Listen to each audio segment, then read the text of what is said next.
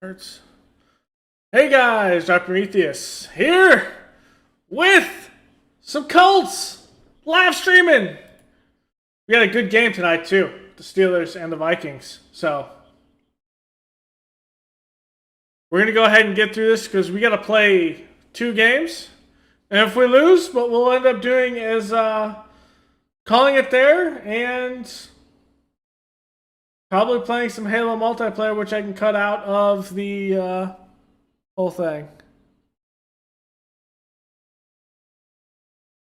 But I don't anticipate us losing. We're going to control these games.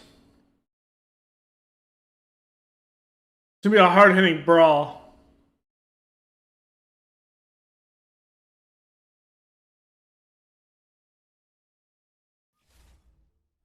I'm not sure if they'll do another franchise after this. Who knows what's going on with EA. We're kind of just going to have fun where we can, so, and not worry about it.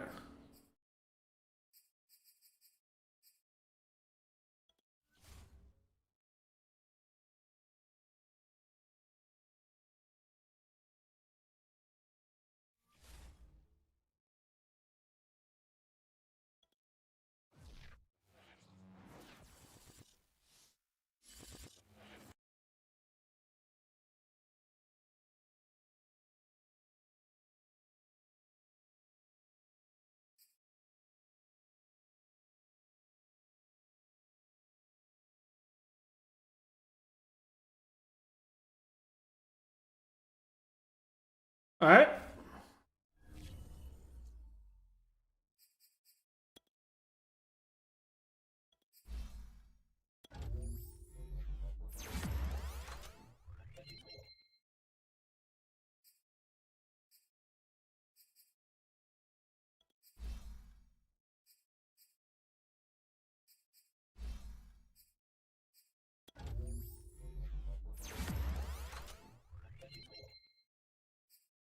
Gets 1 speed. Wow, 95 speed.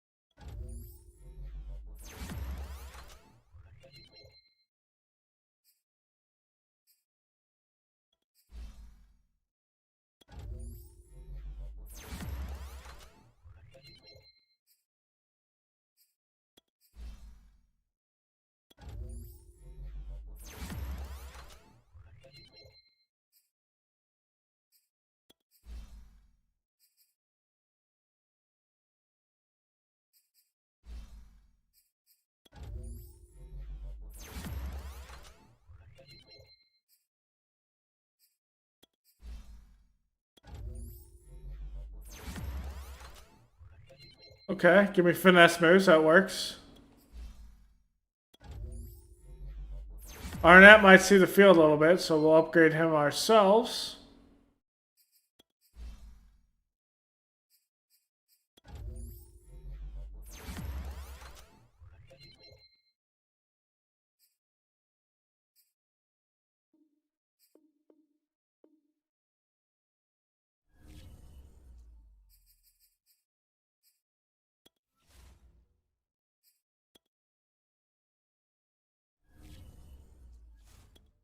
Okay, let's do it.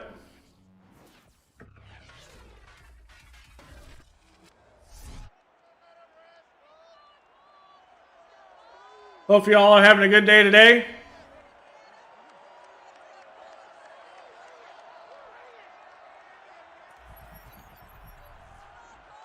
We'll see Harmon come out here and let's sling the ball around, but we're going to run the football.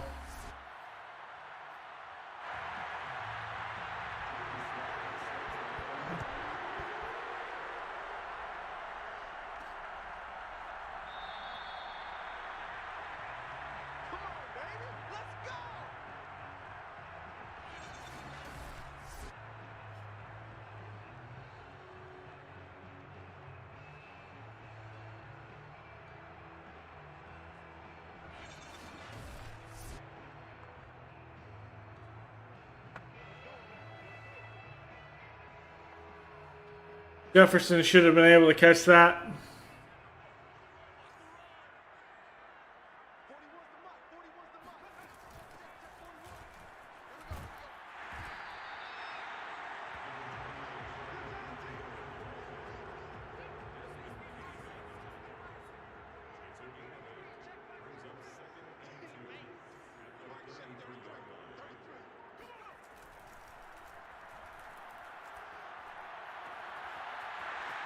Delgado with a good grab there.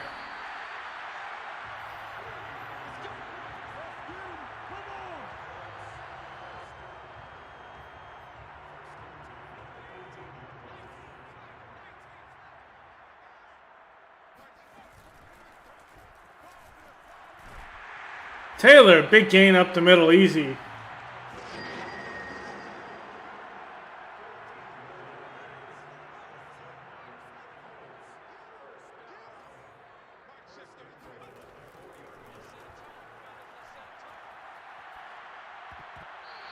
What a play there by Stanley.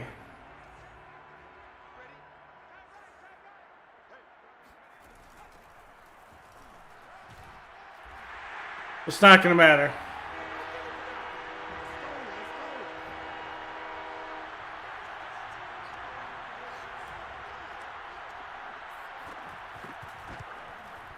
So on the flip side, it'd be the Falcons playing in the AFC Championship or NFC Championship game, being the Cowboys. We're the first AFC game, so we won't see who plays us. My guess is probably going to be the Chiefs.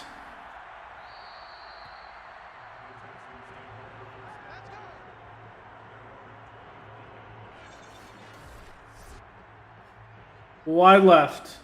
You missed it.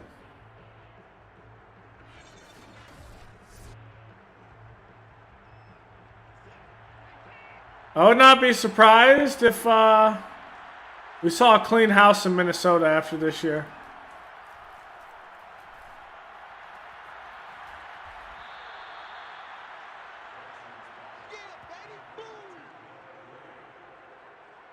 Or at least they clean the front office.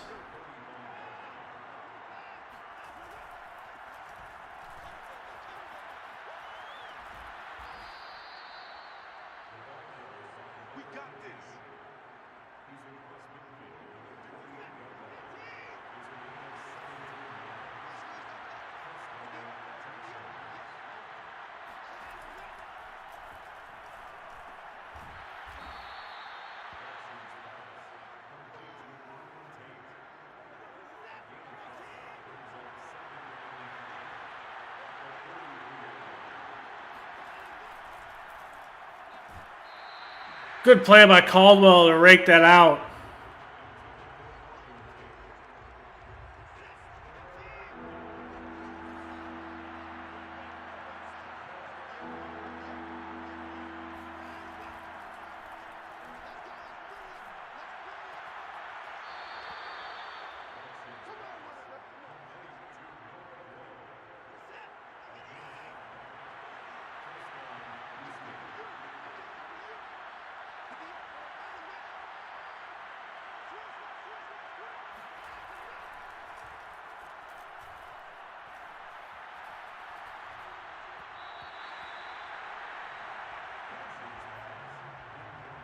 Good coverage downfield.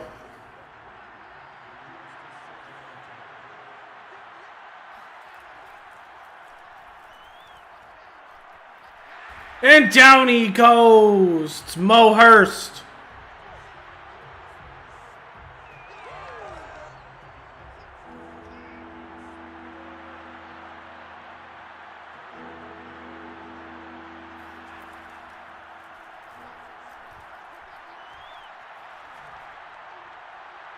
And that's picked off by Mike Edwards.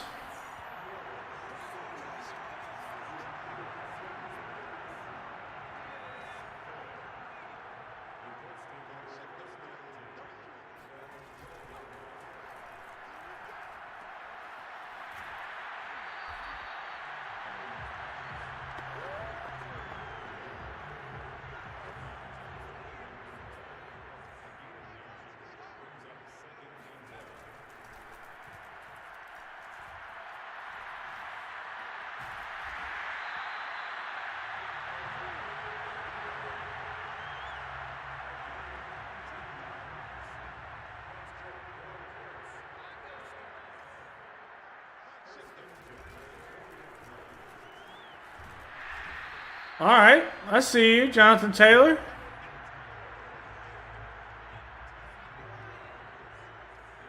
I mean, this is a Texans team that has no business being in the playoffs.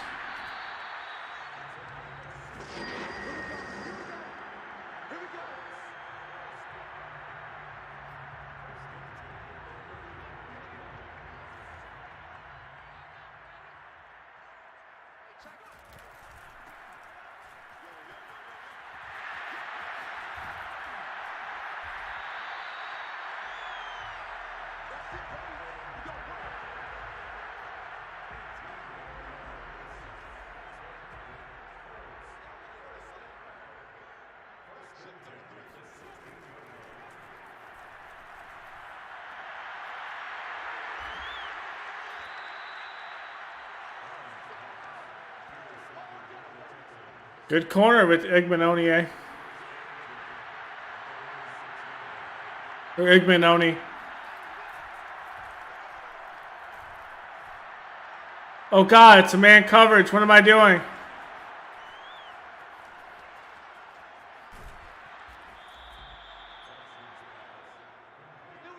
I play so much zone, I thought it was zone. Not.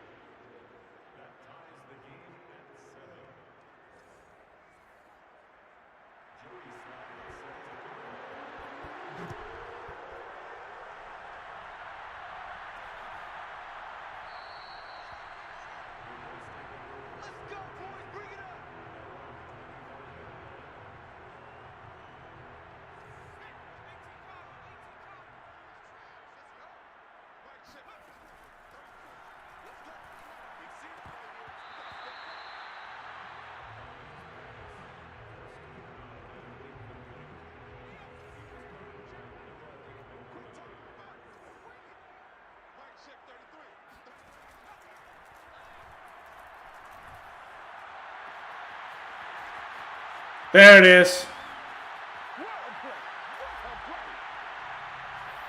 Against the blitz.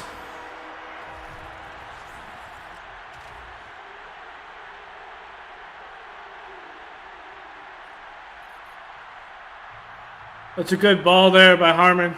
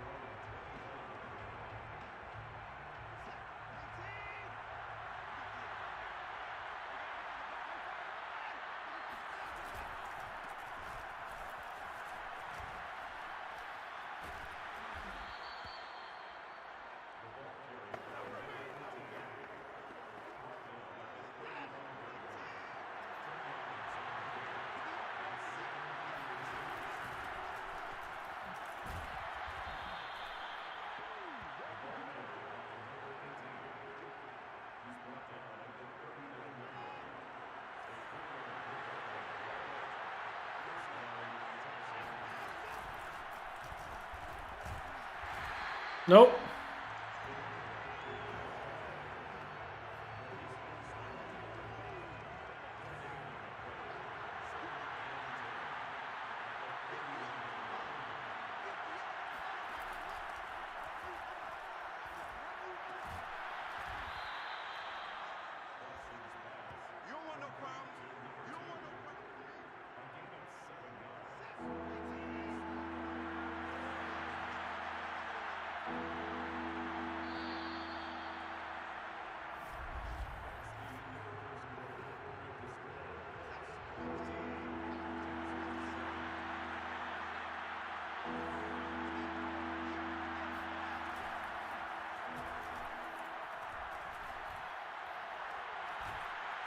What a great throw. What a great route.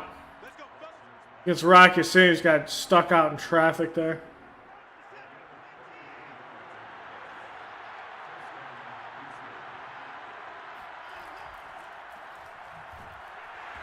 Nope.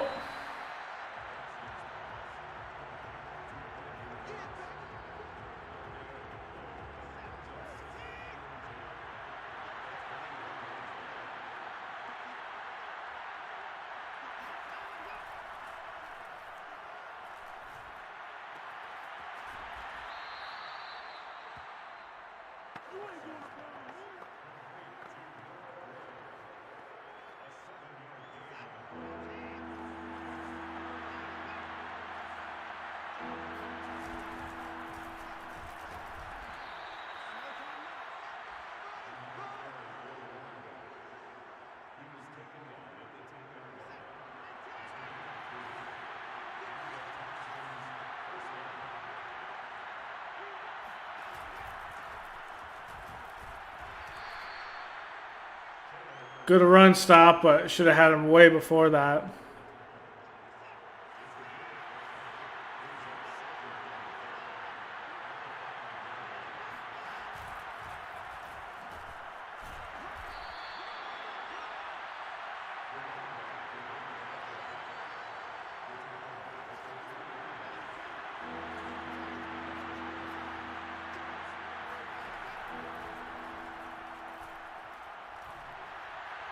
That's thrown out of bounds while he's getting hit.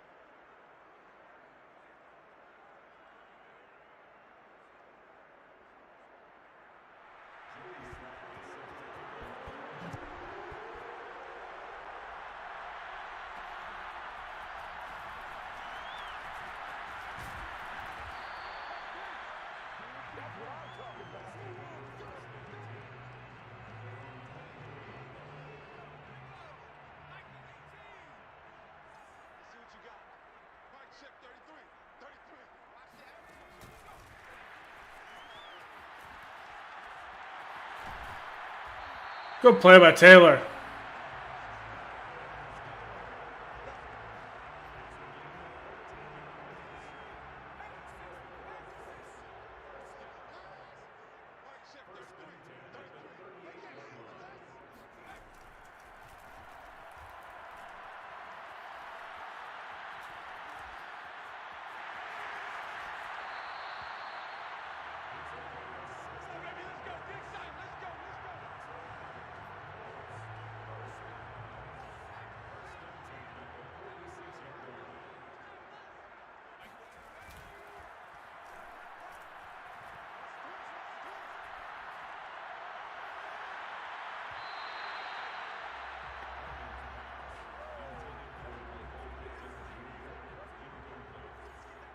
Blitz.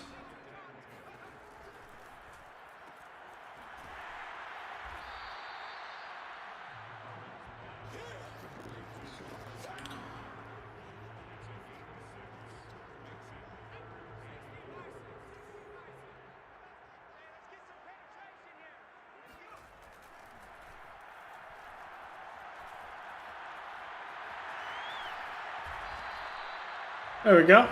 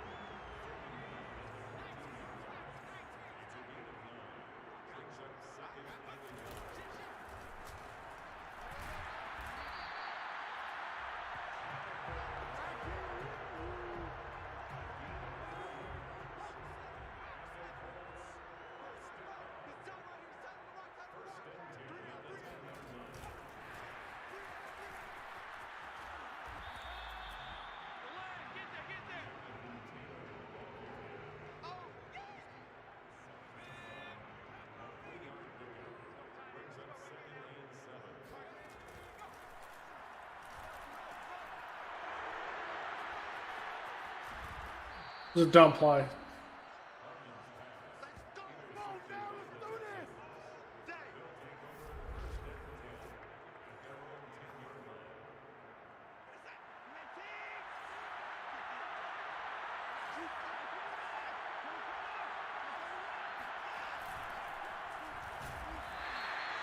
There's Okereke, good tackle.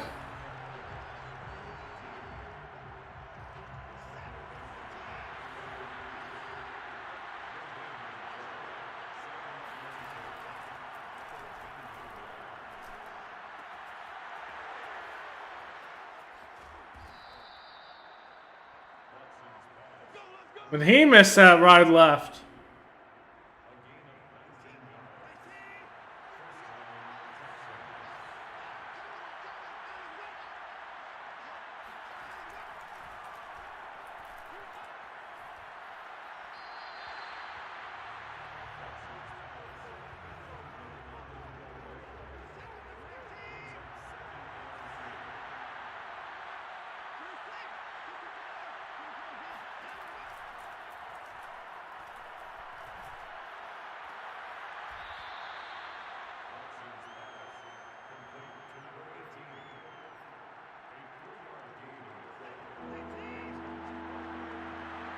Here comes Fowler in his first snap today.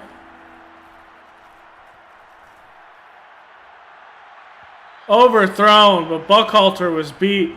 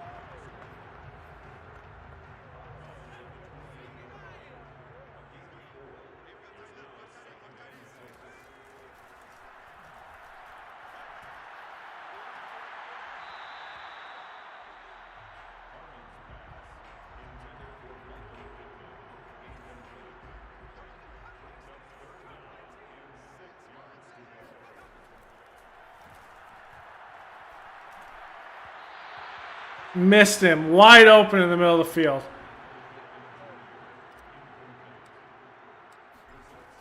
Oh, we do know. We'd play the Jags. Okay, we're the last game, I guess. So we win this, we go to play the Jaguars.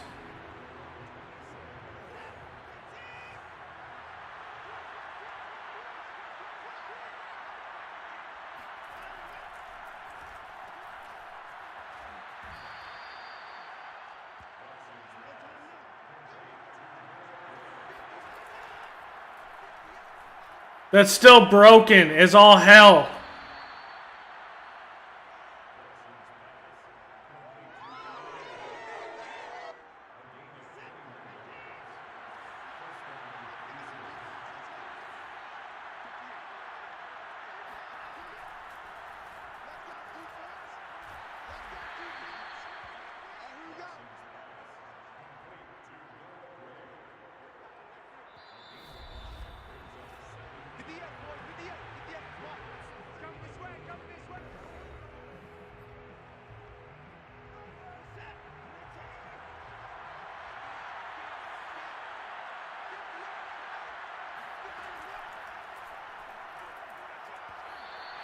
Ooh.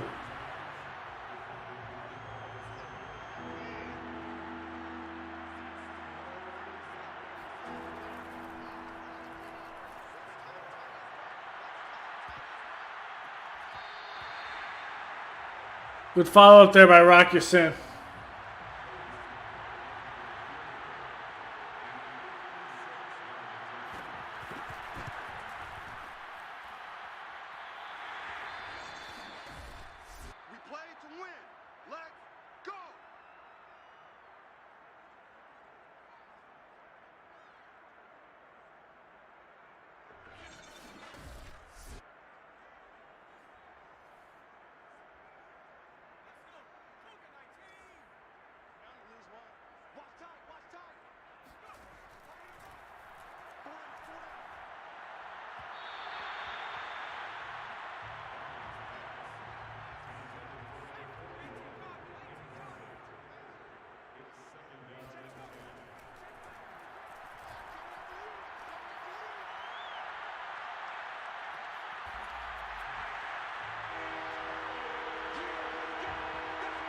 One-on-one coverage, no safety. I'm going to throw it to Terry McLaurin every single time.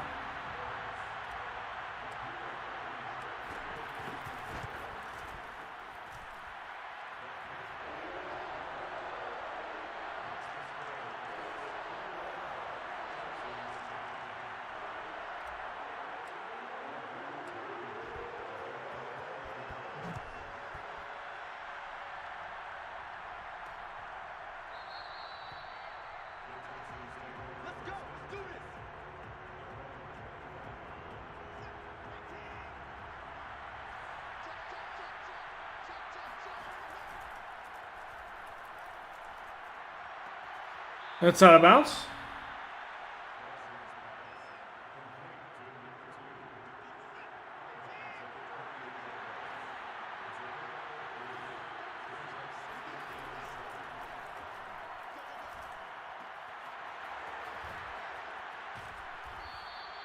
Rock your sin, good way to stick with it.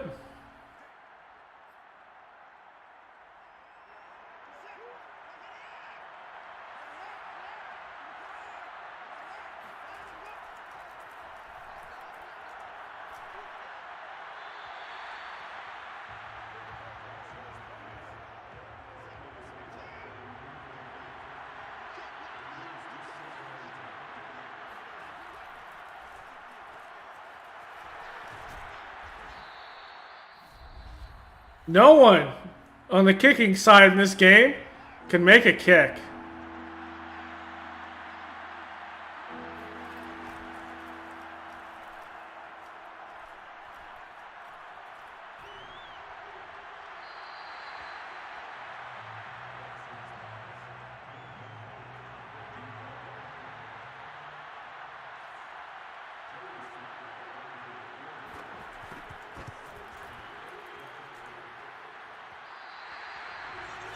Short.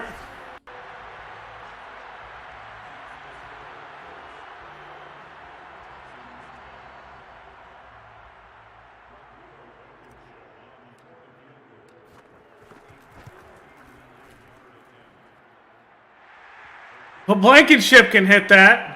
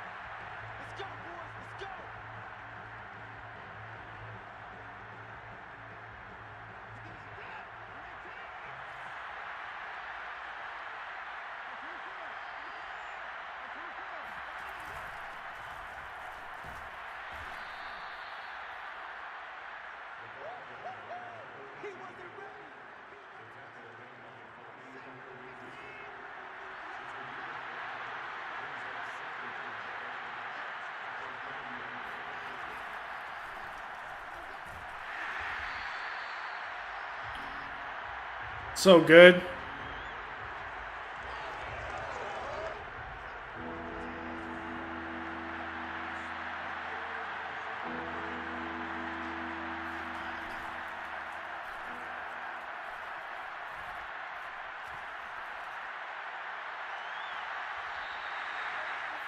He's out of bounds.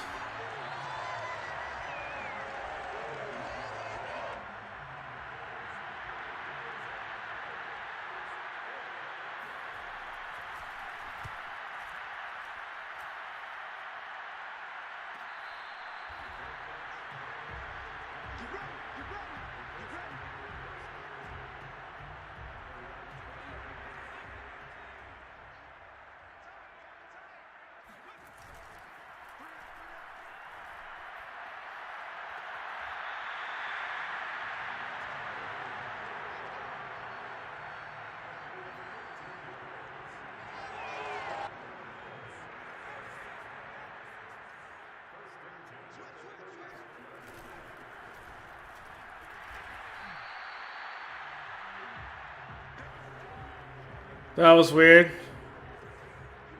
I am going to try to block there.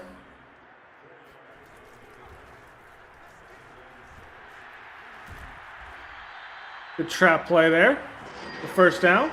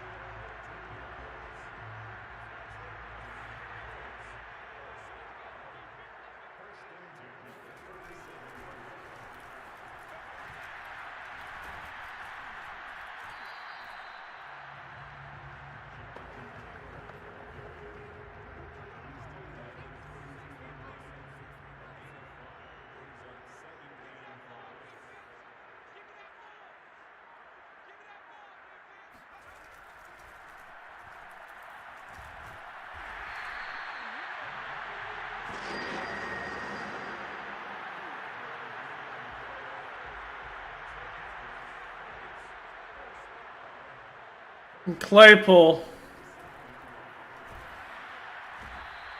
Another error.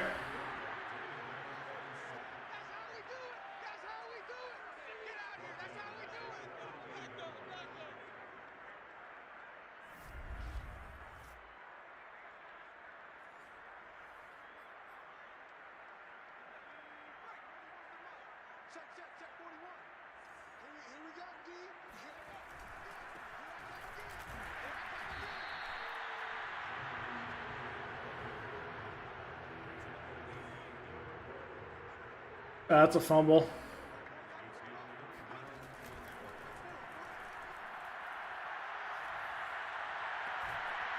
What a throw by Harmon.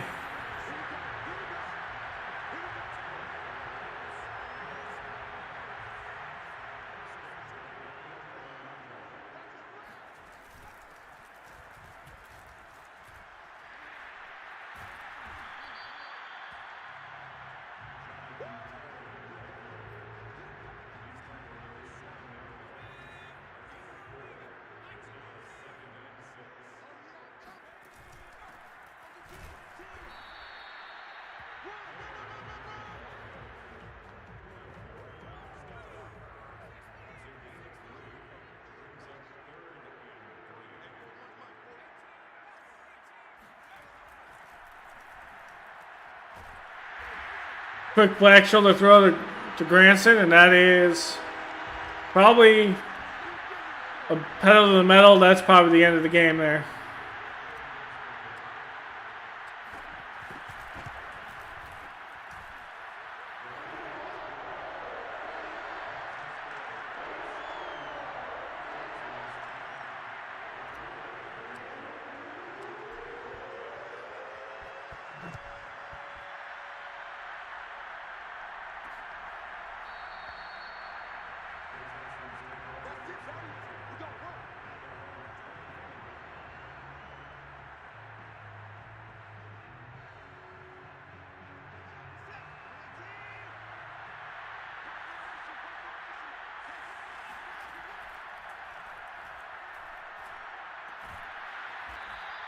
There's good coverage there by Buckhalter.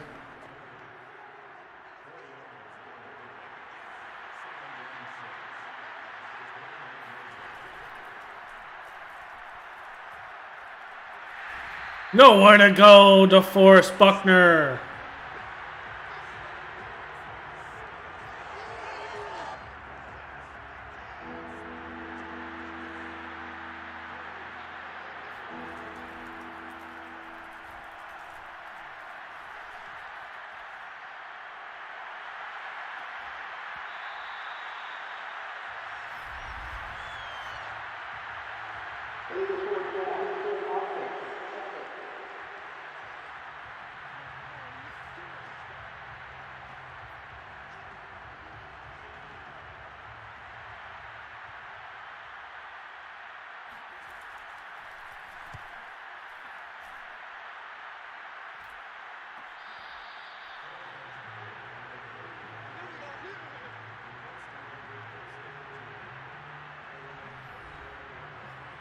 Yeah, he's down.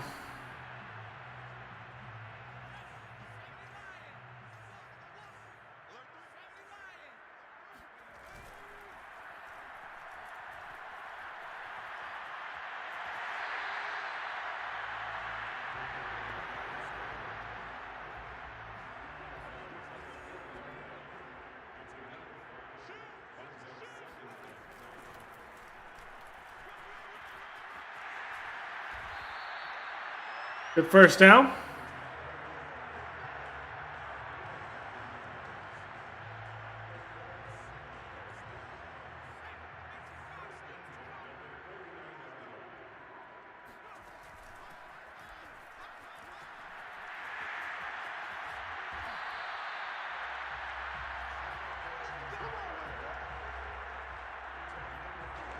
Claypool, rough.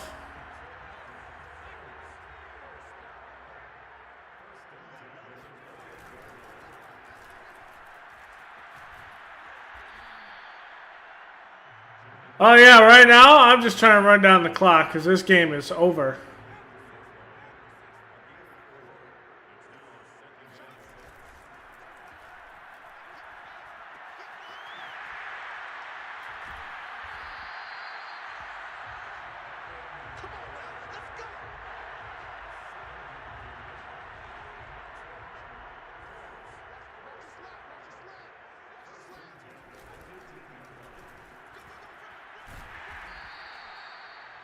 And then we get to play Jacksonville, which is going to be hilarious.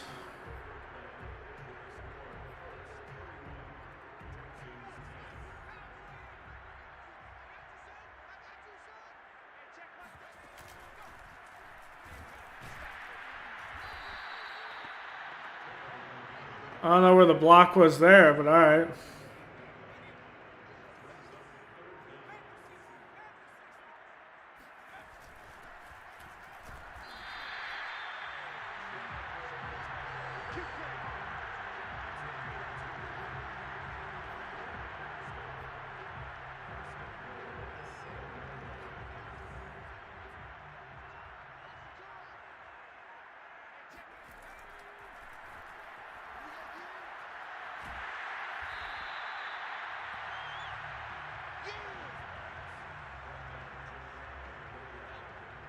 Big Delgado there. 37-10. Or 38-10, I mean, after this field goal.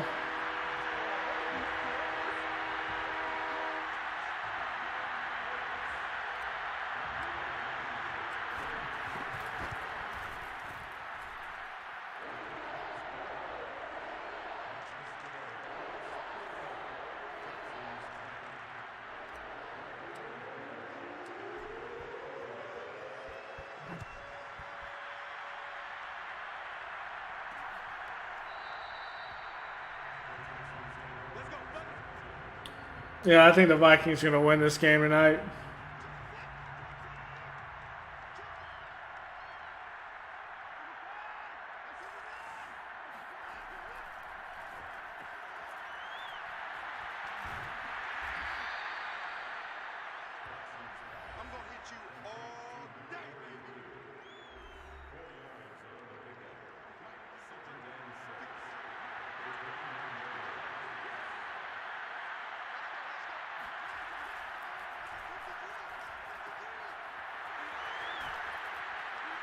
Get him in bounce. Oh, it's over 5 minutes. The clock still runs regardless.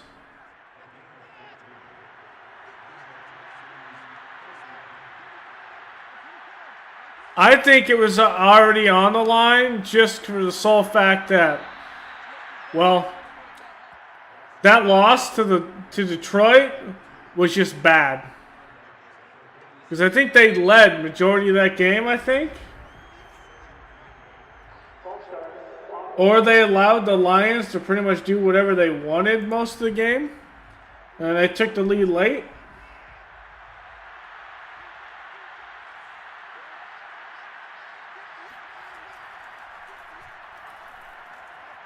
That's a good play.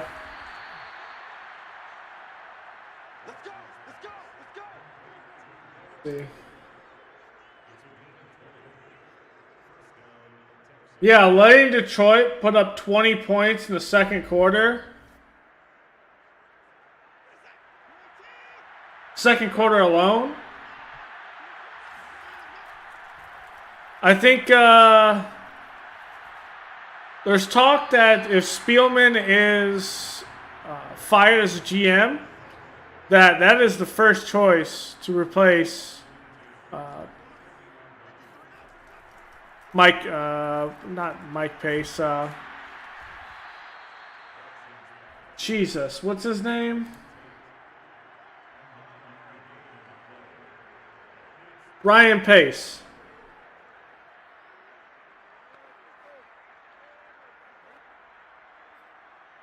And he'll be the GM. He'll be the next GM for the Bears. And then the thought is, if that is the case, then there could be a new coach. Well, there'll definitely be a new coach in Chicago, but the question is, who is it? Is it, I think there was talk of Leslie Frazier, Eric Bellamy. I don't think anyone would hire, after that Cowboys game, anyone would hire Kellen Moore. Here's Cole. I almost called him Cole Cousins. It's Kirk Cousins, man. He's always been like that.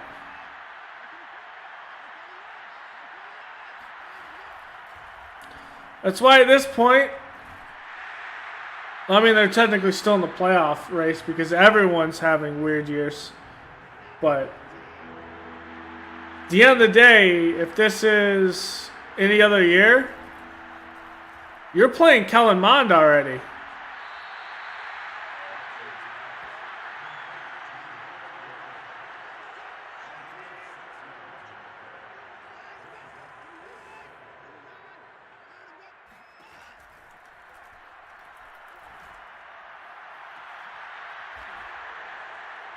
It's a nice box out by the tight end.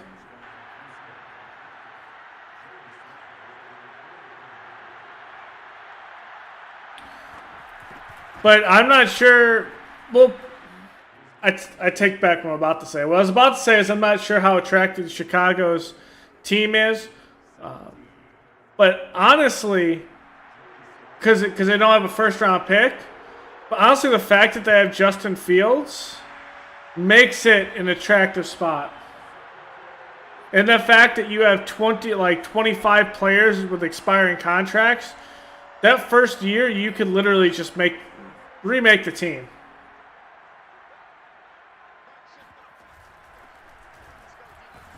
Receiving core, the only one that's technically under contract is I don't know, Mooney. Yeah, they're not going to resign him. The fact that he just threw that ball and he just overthrew Jefferson.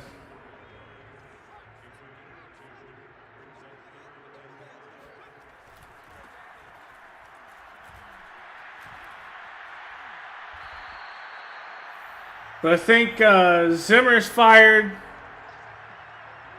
Tomlin will be still in Pittsburgh. Because despite everything, the Steelers are still in the playoff race. Which is hilarious.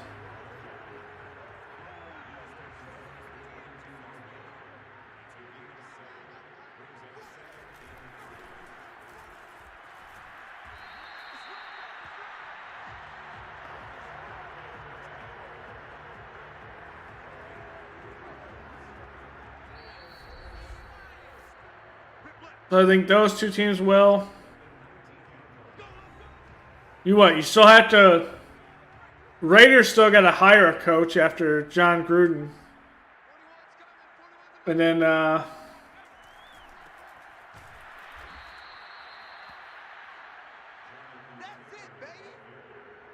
is there one other interim coach right now?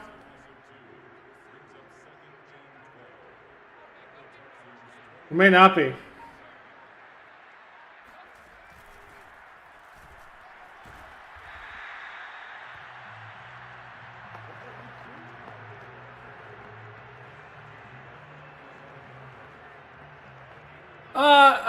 Big Ben, the way I got it was that I'm not sure if he's retiring, but it sure as hell sounded like it. Because he specifically said he will. This is the last year that he'll be taking snaps with the Steelers. Now you can take that as this is last year in Pittsburgh, but I don't think anyone else really signs him. So I think that this is his last year.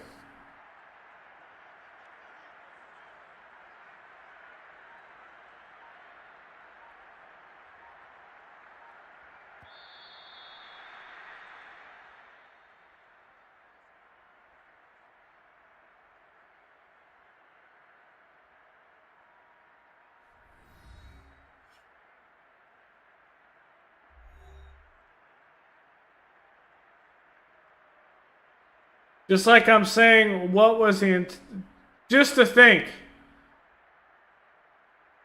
Dalton threw... Andy Dalton for the Bears threw 4 picks last week.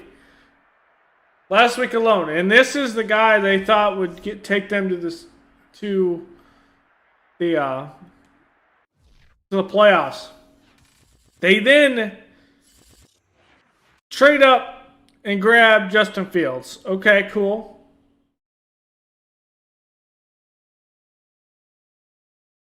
And then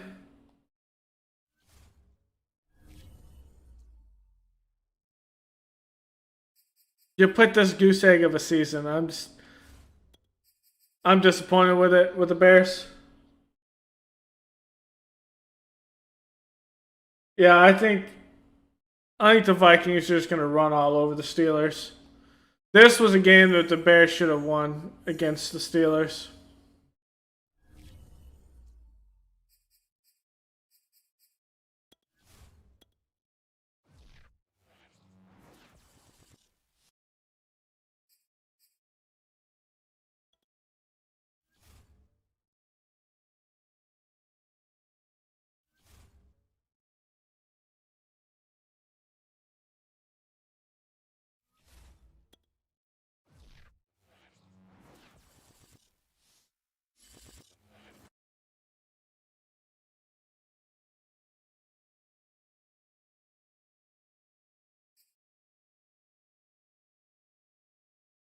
Quad strain for Taylor? Okay.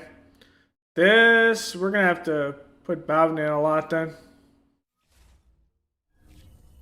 Bowden can handle it.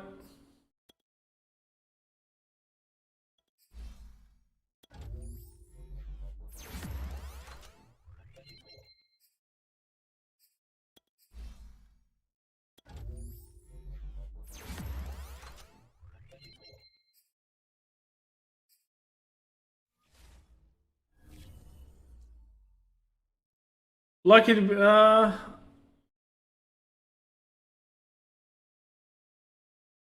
don't think they were lucky to beat the Lions. Let me look at that.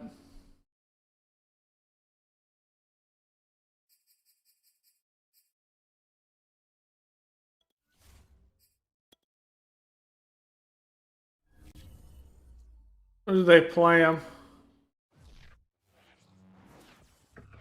The first meeting was 24-14. The other one's 16-14.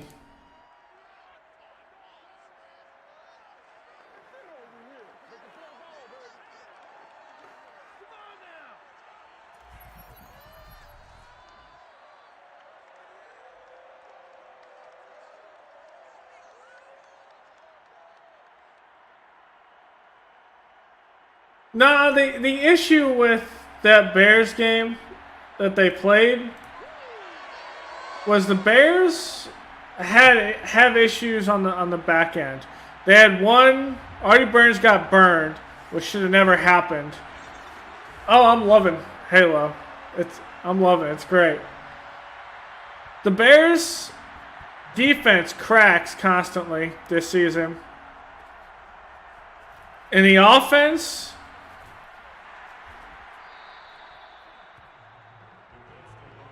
that was the one that Andy Dalton played the entire game. Andy Dalton didn't look bad, but that offense did not look good. And they only won that game because they were able to run the football. That's it. David Montgomery is a stud. I'd say he's probably top 10, probably top 5 running backs in the league. And if he was on a different team than the Bears last year, he would add probably 2,000 yards rushing. The guy is an absolute monster. Like, how many yards did he get last year based on how bad they played?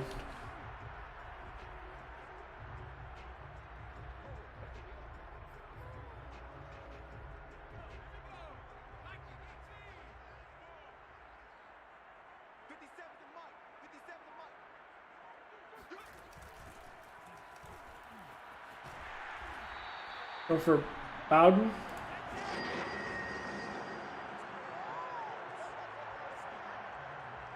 Let's see. So behind that bad offensive line, in 15 games, he had 1070. That was last year on that horrible line that couldn't run block. And even the year before that, when they sucked even more at running, in 2019, still 880 yards. But that 2019 statistic is because he shared time with Tarik Cohen. In 2020, he shared 2 weeks with Tarik Cohen. In 8 games, he already has 500 yards. So he'd have about 1,200 yards this season if it was a 17-game season. We're going for it here.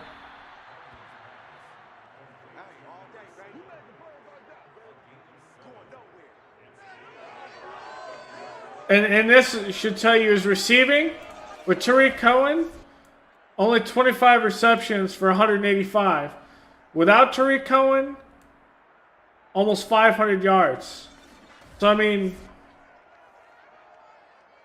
they won that game because of David Montgomery against the Lions.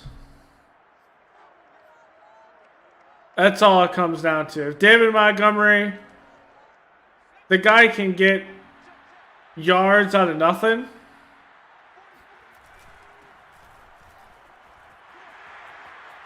That's holding. That's coming back. Damn. So I'm going to have to punt that.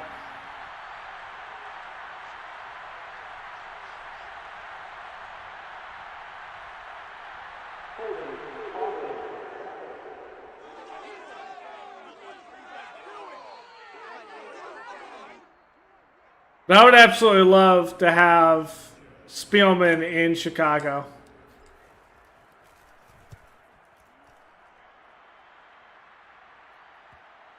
The guy has been an absolute stud in draft picks in Minnesota.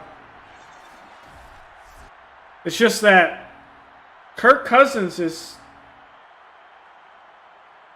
He puts up good stats. He just can't win games when it matters. He just cannot win games.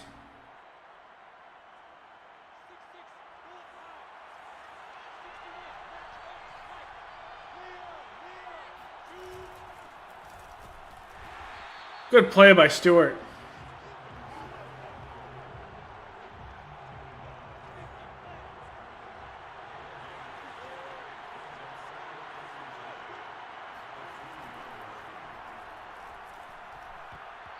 Oh, that should have been picked off by Julian Blackman.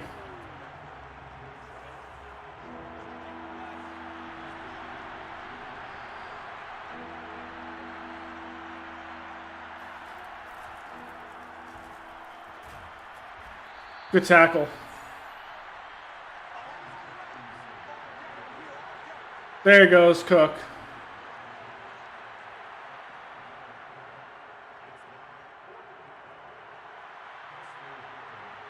Because this should be what right now? Like 24 to nothing right now. Kirk Cousins is overthrown. Justin Jefferson twice this game for touchdowns.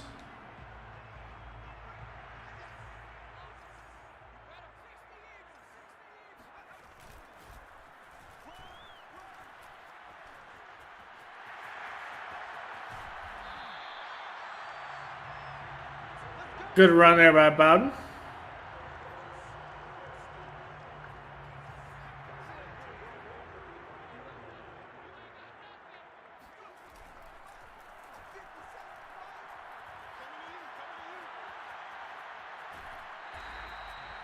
Not there. But the Bears can draft good running backs, that's for sure. Tariq Cohen, Khalil Herbert.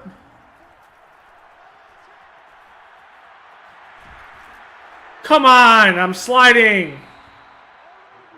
That's one thing that that needs to be taken out, because if in real life I'm starting to slide there, if you hit him when he's starting to slide or try to give up, that is a penalty. But Madden, it's just a fumble, because quarterbacks fumble 90% of the time. Such an irritation.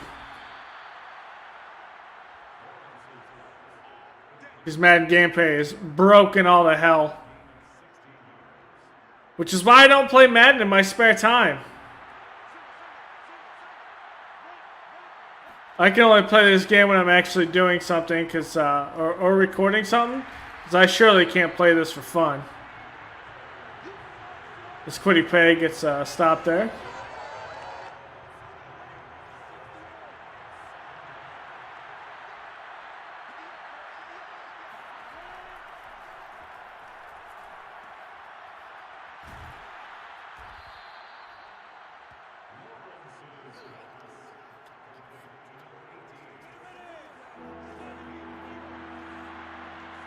But I think Ryan Pace was out in Chicago the instant he couldn't get a deal done with Allen Robinson for 3 years.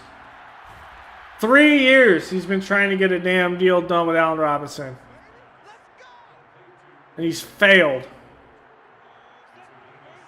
Because he won't pay Allen Robinson $18 million a year.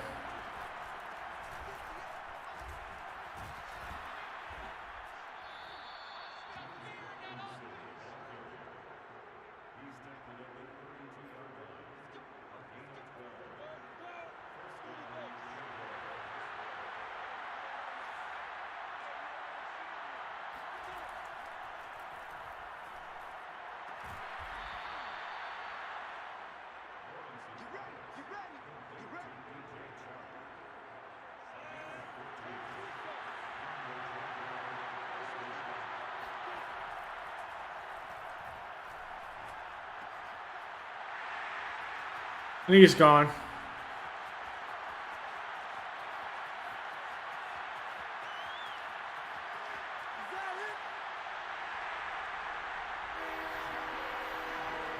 Allen Robinson? Yeah. You gotta think, that's not the highest paid receiver. DeAndre Hopkins, his contract's almost $24 million.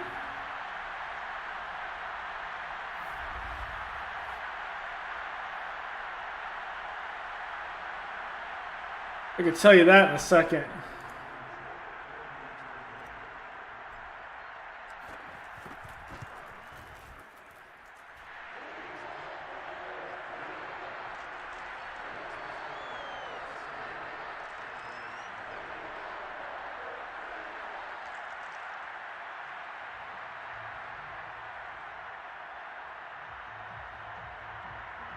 At receiver.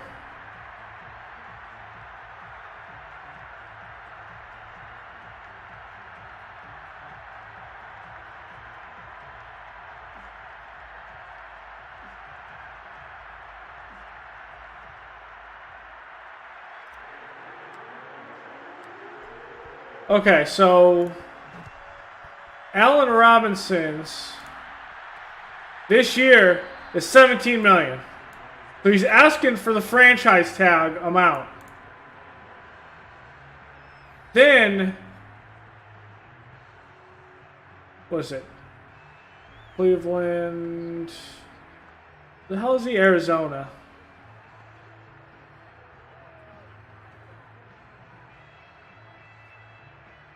Oh, I'm looking at this by. There we go.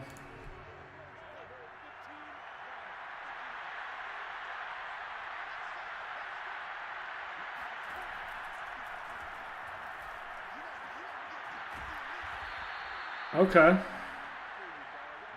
DeAndre Hopkins. His contract is $21 million.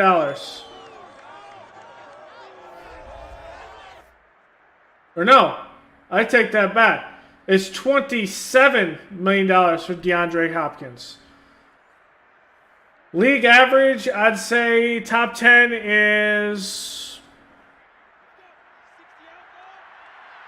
probably about $20 million.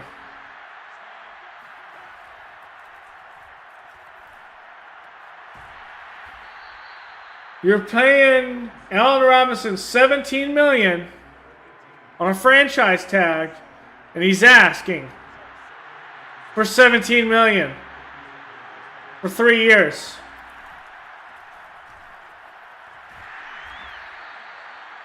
He's definitely worth it. You're paying. You're not.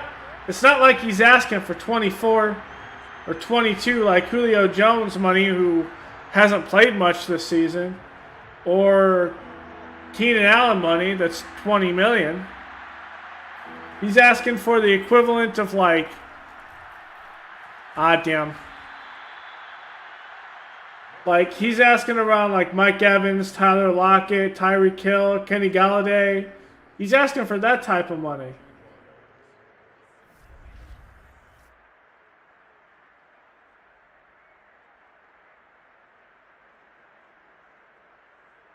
And you're talking about a receiver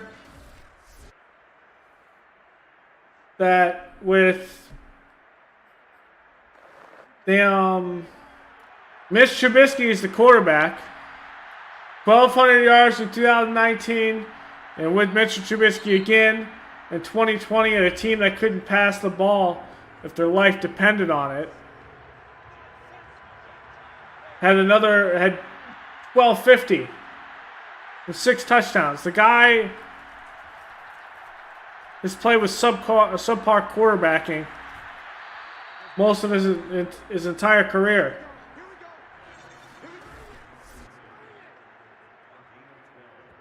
Yeah, the Steelers, neither one of those teams wanted to win that game. Yeah, Allen Robinson, we're $17 million, easy. $18 million, easy. Now, if he's asking for like 20, 22, no.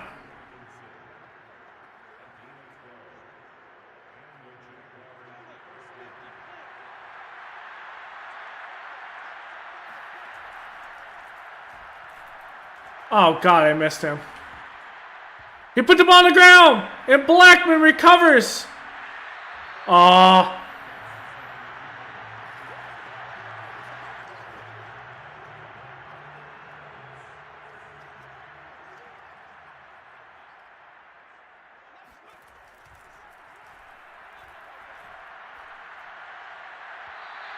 But I will say, I think the Bears' offense, Nagy struggles in calling an offense without Tyreek Cohen. Because this team is much different with Tyreek Cohen on the field. And I love playing with Tyreek Cohen in Madden. The guy's an absolute monster. But it looks like he may not play this season.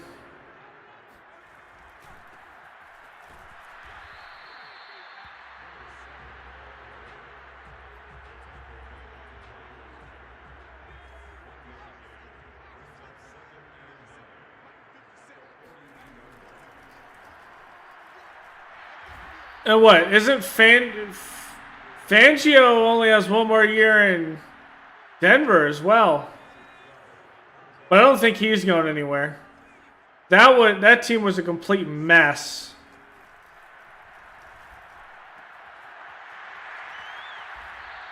That it would probably take Fangio 5 or 6 years to unscrew that team on defense.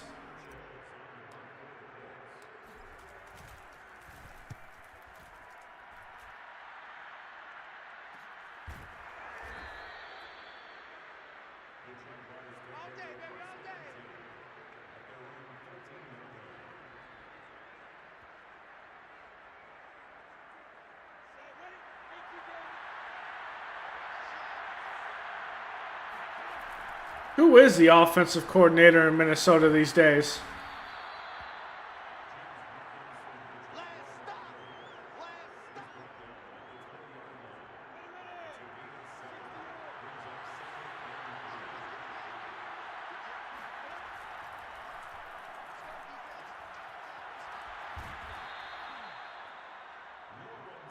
Let's go, boys. Bring it up.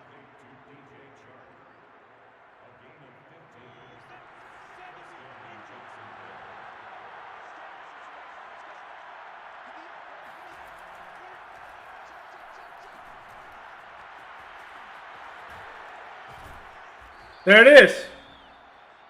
Kirk Cousins missing Justin Jefferson for the third time this game.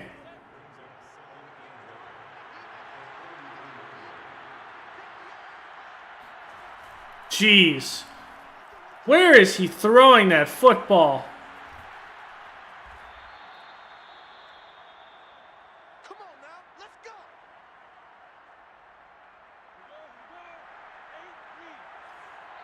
That should have been probably a touchdown there. I don't think there was another safety back there.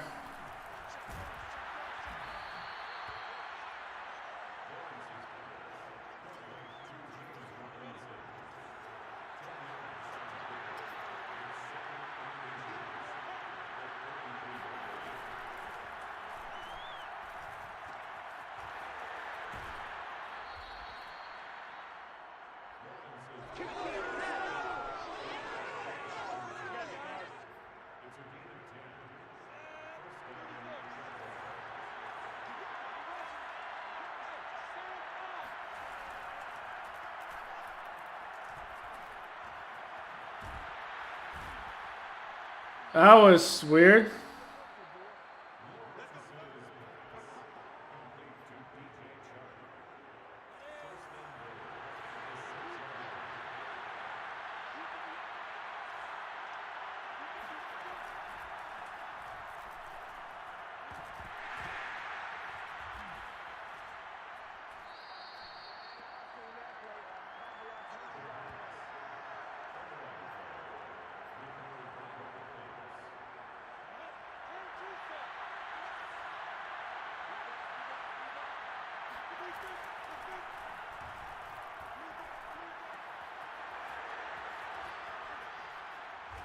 Wow. I'm gonna let him do that.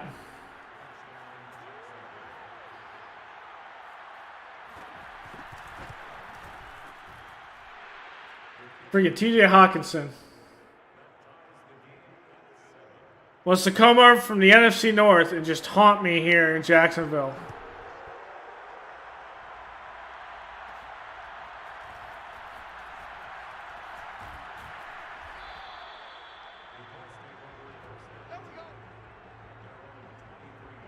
Yeah, I'm really enjoying the Halo Infinite. It's really cool.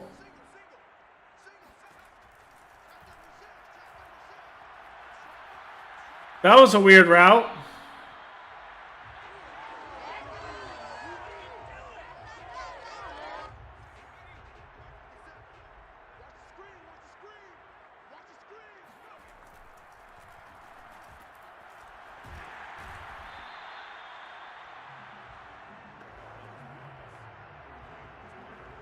What? Where was that, Kirk Cousins?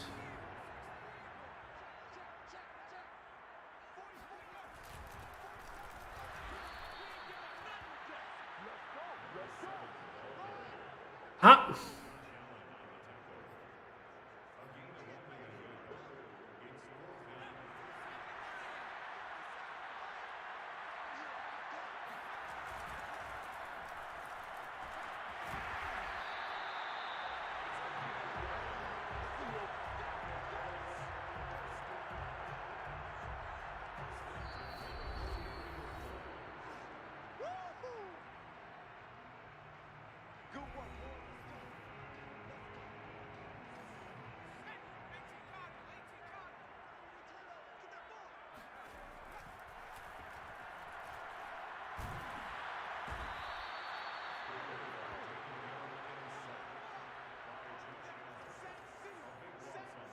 You got jokes.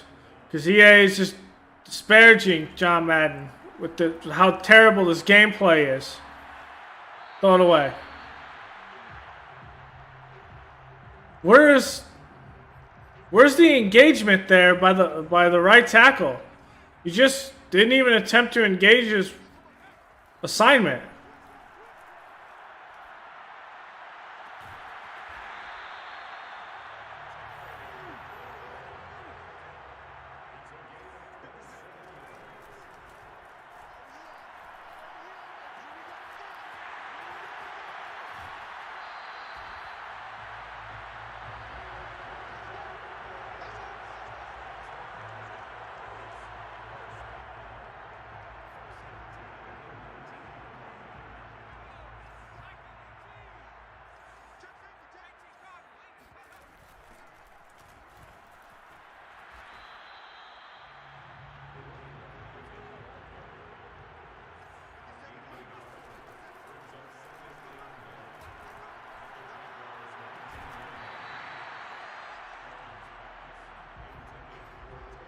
You gotta catch that.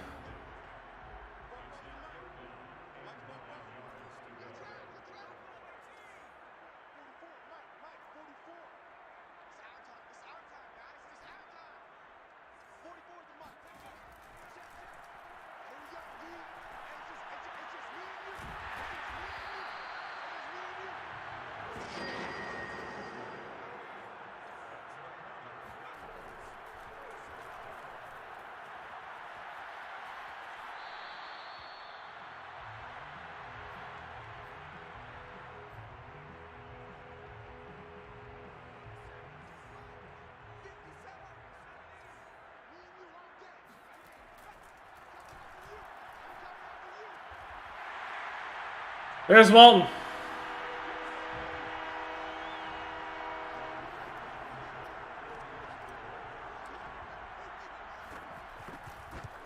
It's risky, but we were able to convert it.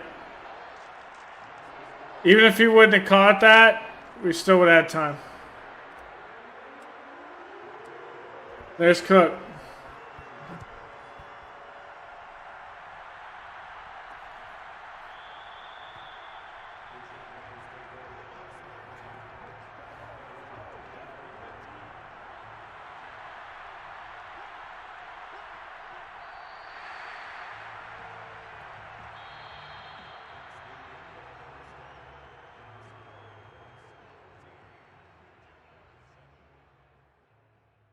I will say, one thing they have done well in Minnesota is drafting offensive linemen.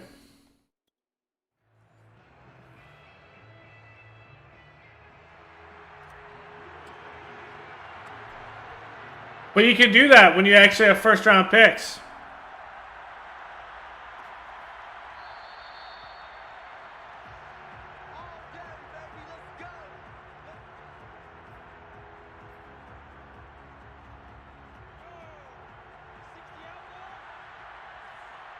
Well, there is a good thing that Justin Fields will at least be playing against the Packers.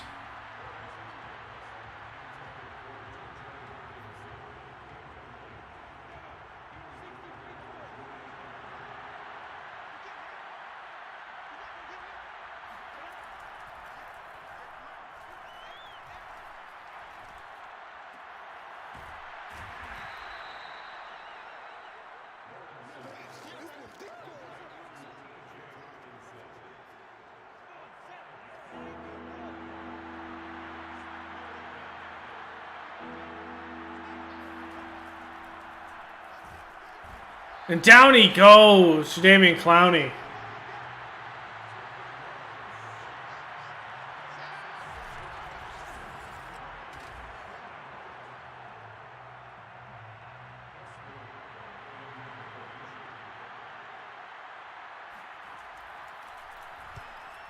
Yep, I would say that. Steelers need to commit to a rebuild.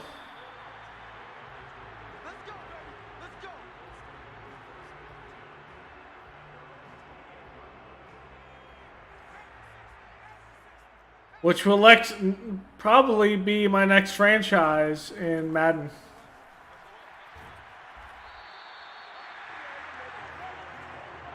Start with this 6-6-1 record, and it'd be a complete change.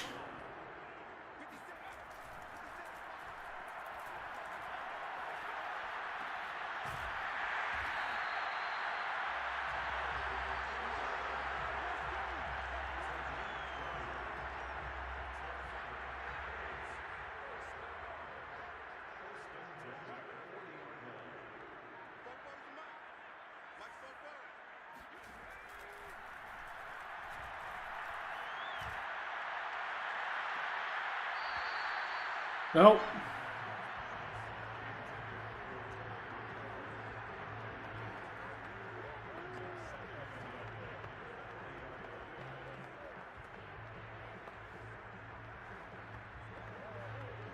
Oh, because Juju Smith-Schuster is out with a torn rotator cuff or some kind of shoulder injury. That's right.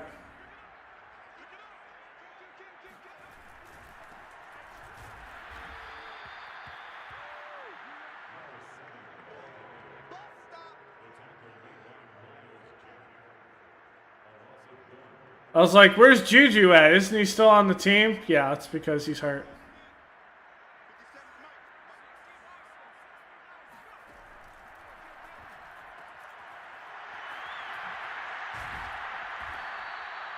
Want to get in range for the field goal.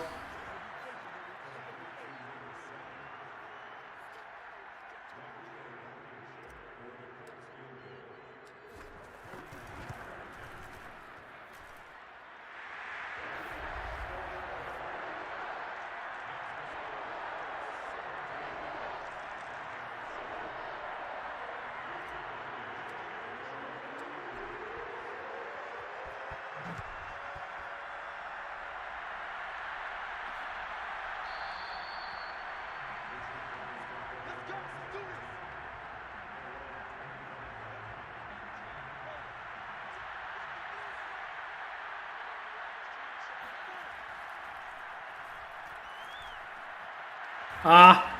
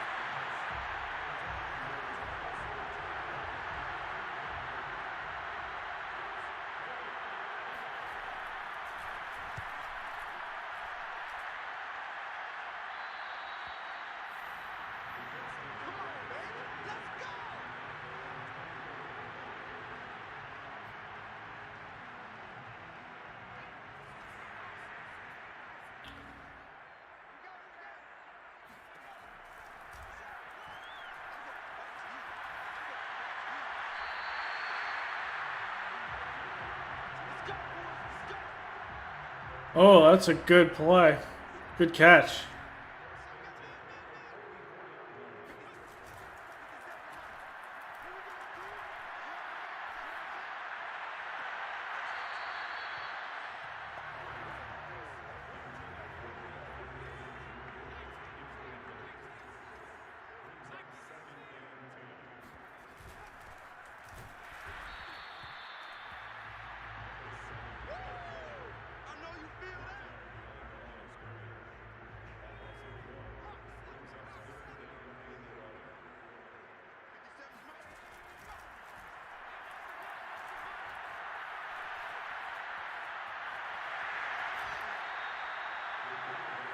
I was going to throw it there.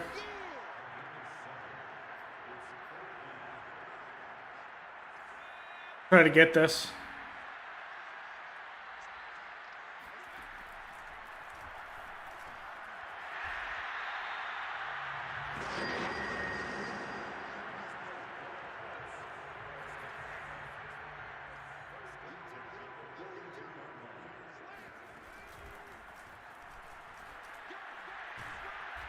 Great play by Bowden.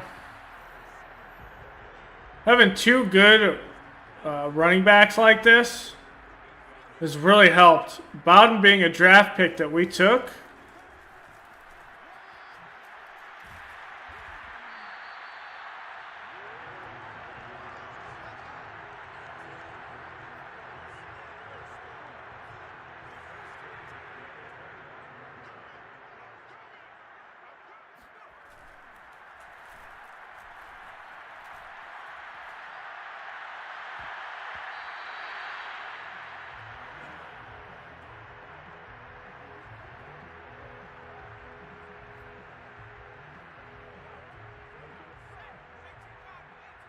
That's a great play by Minnesota's defense. I expect that from Mike Zimmer, though.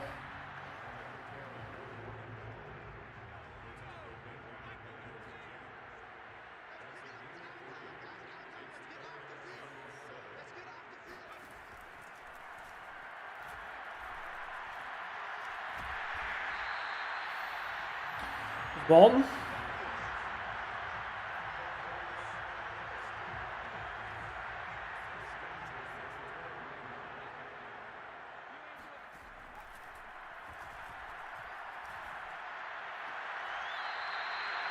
He's out of bounds.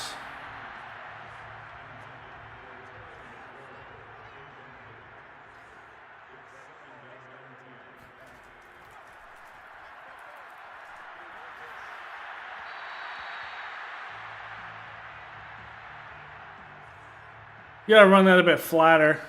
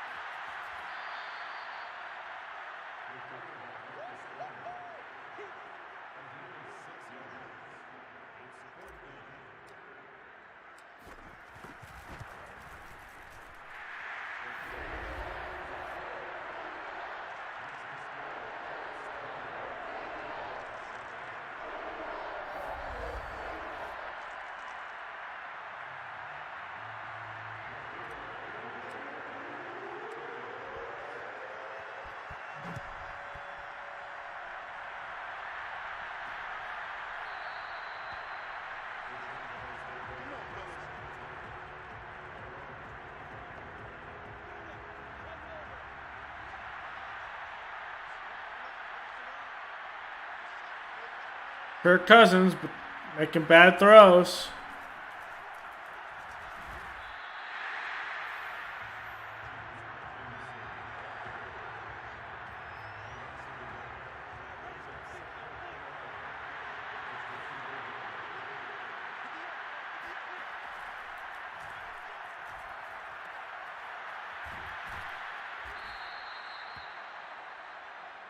Here comes the ball. So as it stands, we're actually going to easily win this game, but we need to keep the pedal on the metal. Wow, really?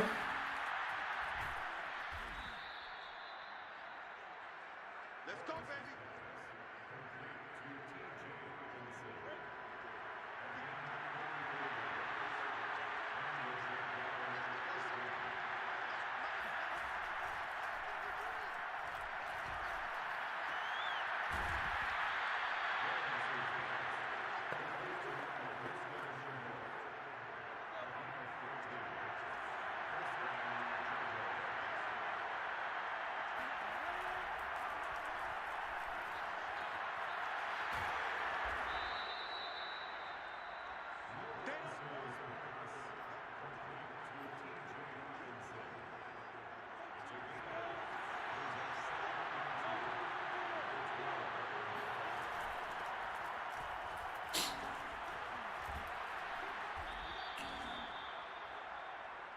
Good play by Rakusin.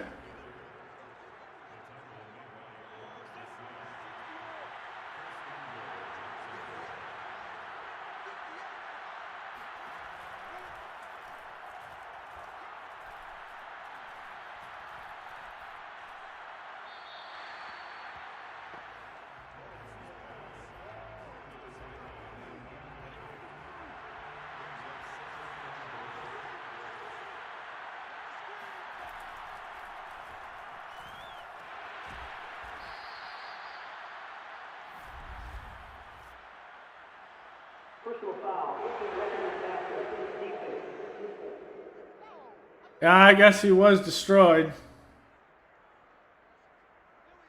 Automatic first down.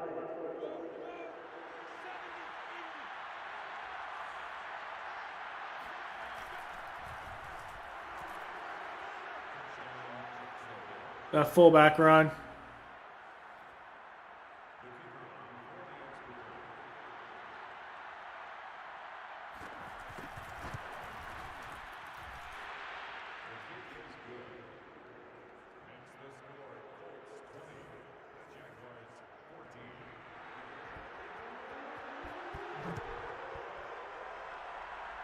You see Mike Tomlin is just visibly frustrated with this right now.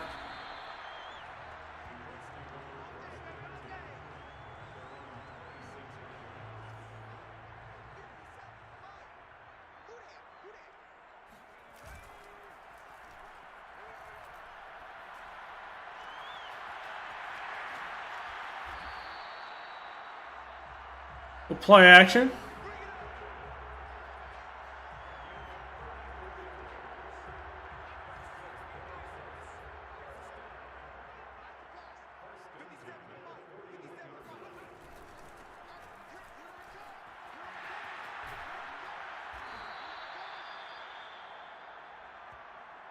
Come on now, let's go.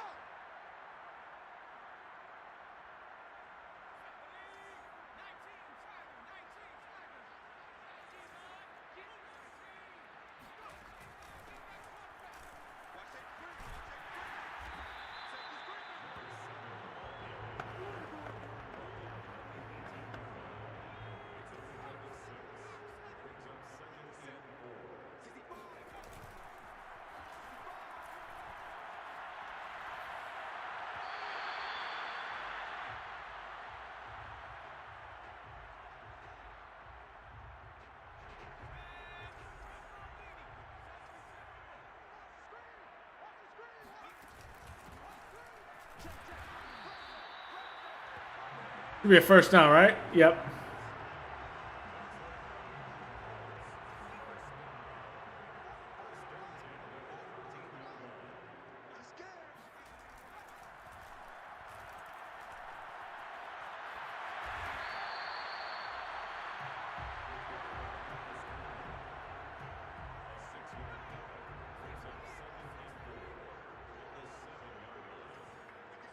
$176 rush yards by the Vikings right now.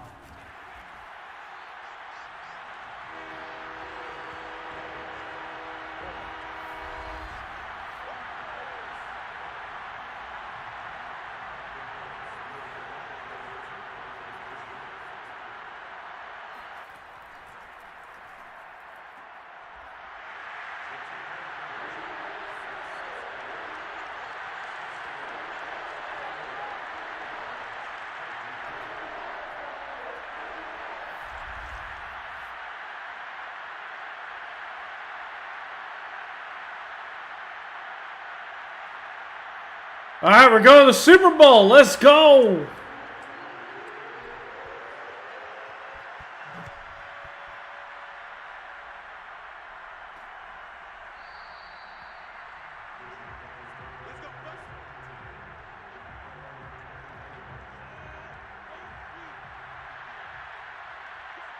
Just as long as we play good defense.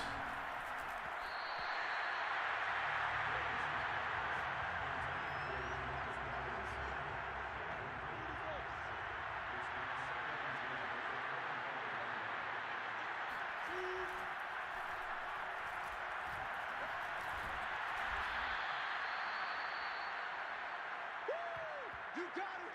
You got it. Ha ha. You got it.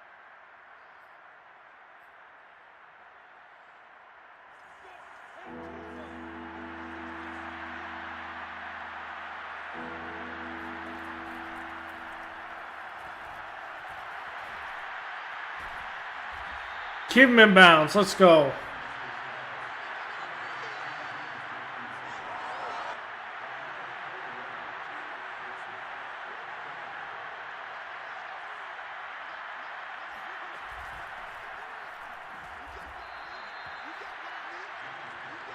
That's the rookie Fowler in the backfield making that play.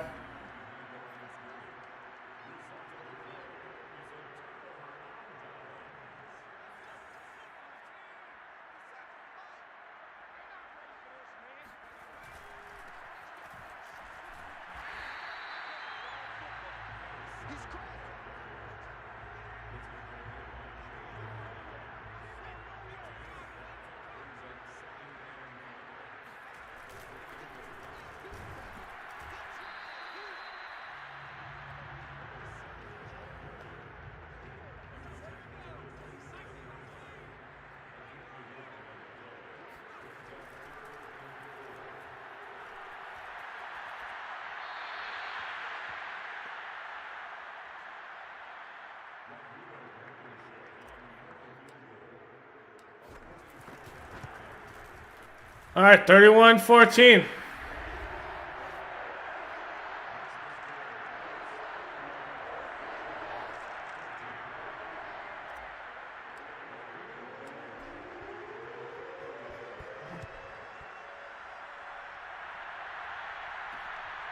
Dalvin Cook has 153 yards and 2 touchdowns in the first half.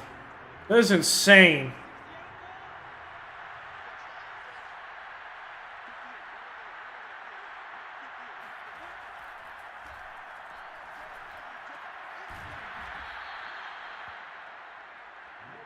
At this point, if you're up by this much, I don't think you play Dalvin Cook the rest of the game. He needs the rest. He's hurt. It was debatable if he was going to play. You play Madison and you thank Cook for being an absolute beast.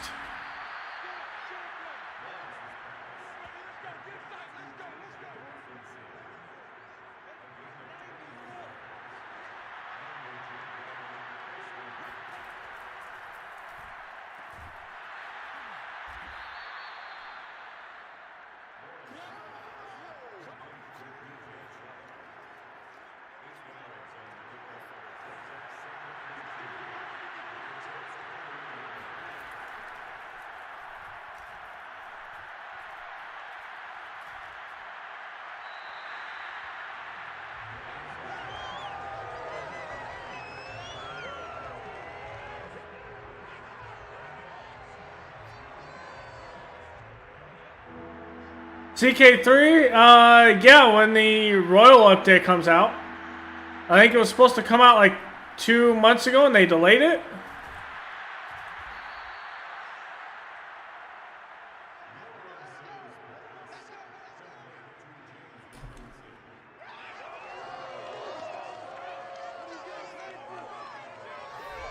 Yeah, so it was supposed to come out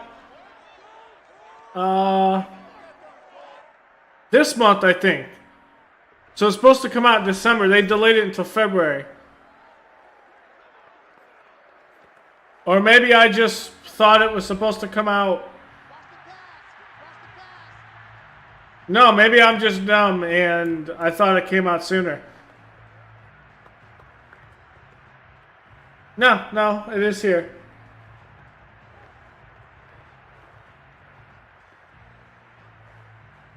So it was supposed to come out before. So I'm not sure what the original date was. Oh, whoops, I'm supposed to be in zone coverage there. So yeah, once that's out, I'm gonna definitely hop into some more CK3. I just know that the last update and a lot of the stuff with the Vikings in the game, not the Vikings as in the Minnesota Vikings, but the Norse in the game were broken at the time. And so I never did any achievement runs. Garbage time touchdown. Never did any achievement runs in that because they were so broken.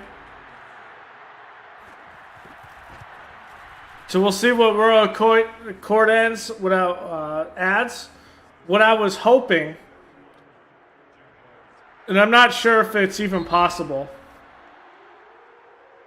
but if you remember in CK3, there was a mod. Oh, what? I cannot think of names today. It's not Black Ice because that's Hoy. That's Hoy 3 and Hoy 4. Or CK2.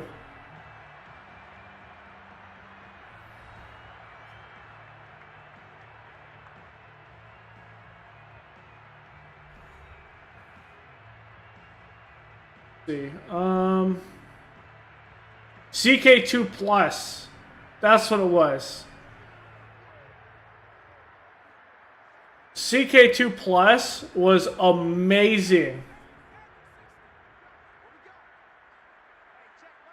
That was the one that had like a bunch of different titles in it. Like you had like tons of stuff. And Africa Star, I'm not.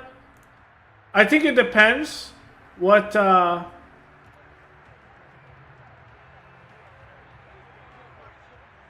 What the artifacts are. Once it gets closer and they show what artifacts, I think I might do a custom ruler somewhere in a way that has the most artifacts, the most interesting artifacts, and start with that for CK2. I haven't really paid attention to it all that much of what artifacts are in the game. They're going to be added. But I know it would be cool to do one. Say, if there's one associated with like Charlemagne, which would be cool, or Excalibur, that would be cool. I'm sure there's some religious ones, but I don't know what religious artifacts that are big with Africa off the top of my head. I just know those two because of well, what is it? And I know there's probably one for the chalice. A lot of it comes with the fact of either Macbeth or what was the other one? Monty Python, things like that. That's how I learned most about all that stuff is just what you would consider meme movies back in the day.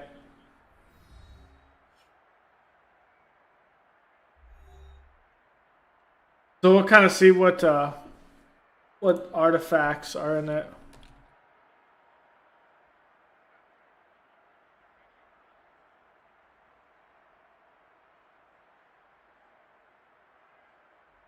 Oops.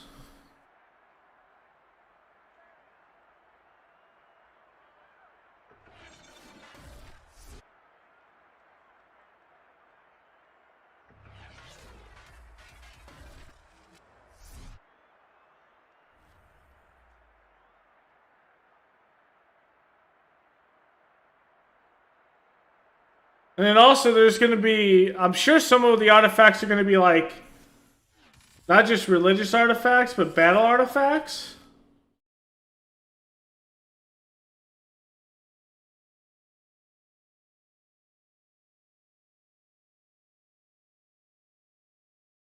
Some more stuff we have coming soon is, I think that is around,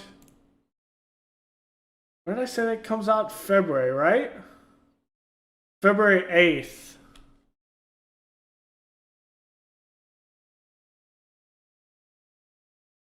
That's around the same thing as...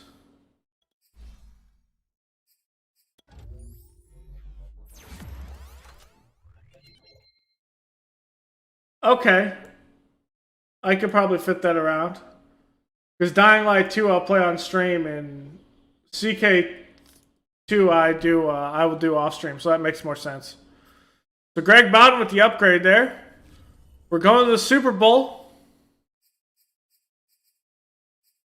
I mean, was there any doubt with a 15-2 season? We should have went undefeated, but I lost the game like an idiot.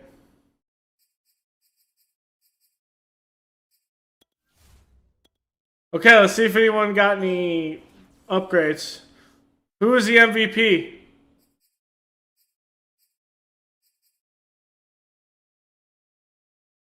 Jonathan Taylor. Whoops. Jonathan Taylor is the MVP. Wow.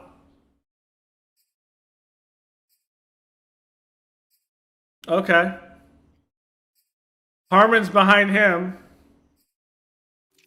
Wait. Okay. DeForest Buckner. Forrest Duckner. Buckner is defensive player of the year. Offensive rookie of the year is Kenny Fulton. Kind of figured that. Defensive rookie of the year is Antoine Tongue. He looked very good. DeMar Buckhalter's down here at 4. I'd say, yeah, Antoine Tongue is pretty good. Joe Burrow is best QB. Jonathan Taylor, best running back. Terry McLaurin, best receiver. You got Pittman down there at 7. Best O-line. Yeah, we've drafted so great that we got Riley Watson, Aiden Jones, 2 guys that we drafted. Quentin Nelson and Braden Smith, 2 guys that we've kept. And what? Our right tackle's been hurt too much. No, our right tackle's there. Center. Our center's been hurt a couple times. No, our center's right there. Right guard, Green. Right guard's the only one there. Buckner and Quiddy Pay. TJ Watt, Humphrey, Blankenship. The Bears. And they suck. Which they should have never signed Andy Dalton. They should just re-sign Mitchell Trubisky for $4 million. But no, they signed Andy Dalton to throw 4 picks a game for $10 million. I think someone calculated it. So this is going to be hilarious. Once I look at his stats and I remember it, this is going to sound hilarious. Packers are looking pretty good. After that first game, they've kind of done it. So, here you go. They have paid Andy Dalton $10 million to throw 6 touchdowns and 6 interceptions. I think the joke was that Andy Dalton gets paid like $250,000 for each interception he throws or something silly.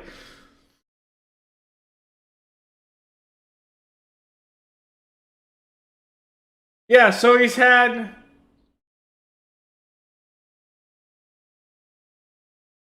Yeah, it makes 0 sense. I need to look at the so he's 153 attempts.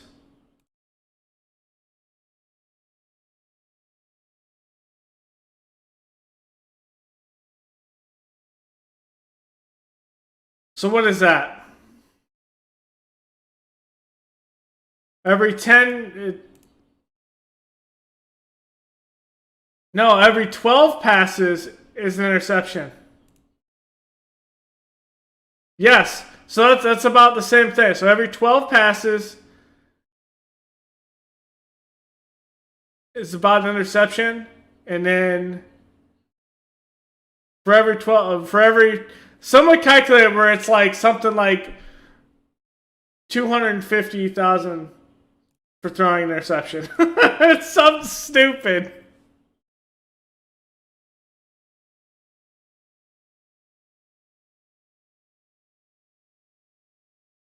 This is everything. This is the last season of this franchise.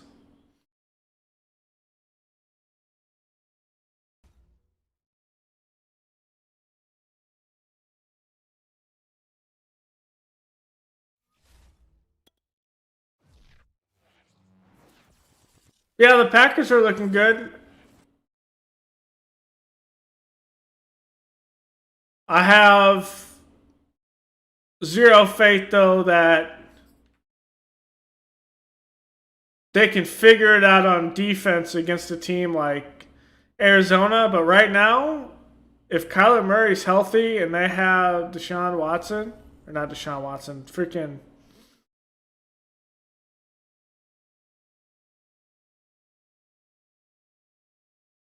DeAndre Hopkins, that they have DeAndre Hopkins like that, that I'm not sure. Yeah, but the issue with the Packers, though, is the run game. And the Vikings just run the ball. Because Kirk Cousins can't throw the ball effectively. The Bears beat the Vikings. Or no, they haven't beat the Vikings. But they beat the Lions these past couple times only because they've literally just ran the ball.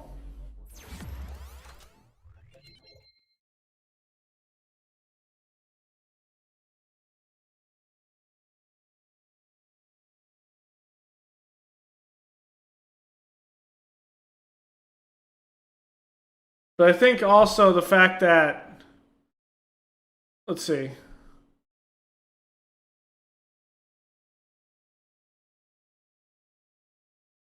Yeah, I still don't think the Bears even remotely win that game against the Packers, even if they had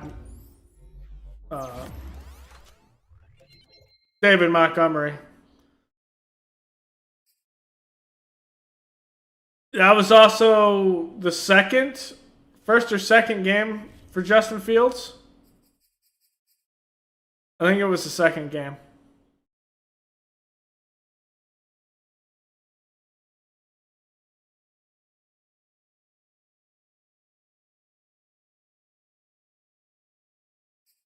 Yeah, against the run, you got the middle linebackers for the Packers are pretty good. Just the entire pass rush for the Packers is pretty much Kenny Clark. Kenny Clark? I'm terrible with names today.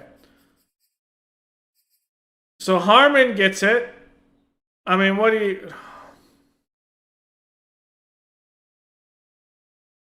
What's Harmon's ability? Does it really matter?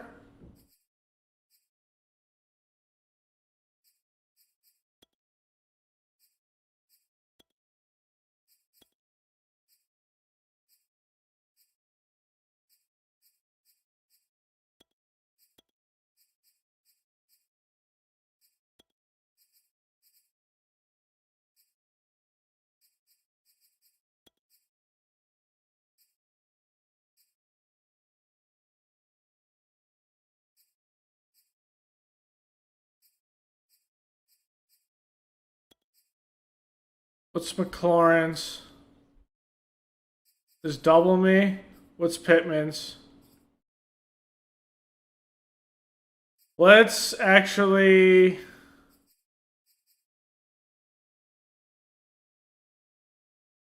I think so it is Kenny Clark. Kenny Clark is fantastic in run defense. Rashawn Gary's a young player, so I mean, he's still getting his getting a hang of everything. Plus, with the fact you have Zadarius Smith and Preston Smith, I mean, you gotta have a lot of veterans out there that can do work. Okay, so no other changes for dev traits besides Harmon.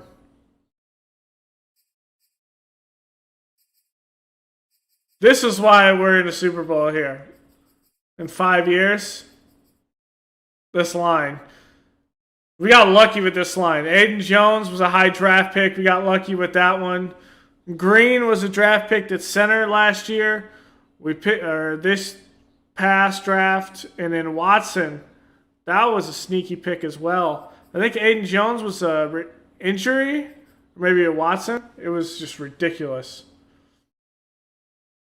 Yeah, the biggest thing though is Kyler Murray. When that offense is going, and I don't know how they pulled off that DeAndre Hopkins trade, because that was absolutely insane. But I don't think anyone could logically lock down DeAndre Hopkins. It's just not going to happen.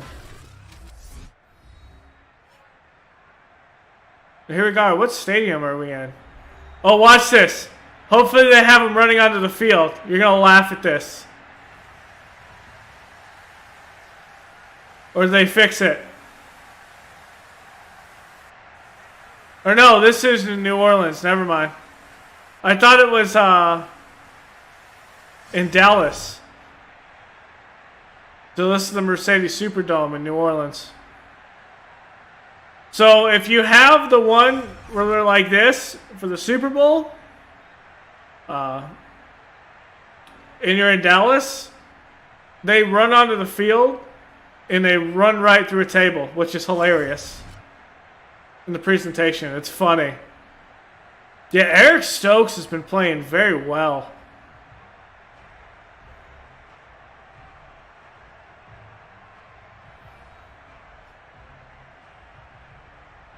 I think this offseason is also going to be very very interesting, because most teams are going to have like 30 to 40 million in cap space, because I think they projected it's going to be between 205 million or like 203 and 208. So it's going to be very interesting on who moves where, because there's going to be a lot of players on the move.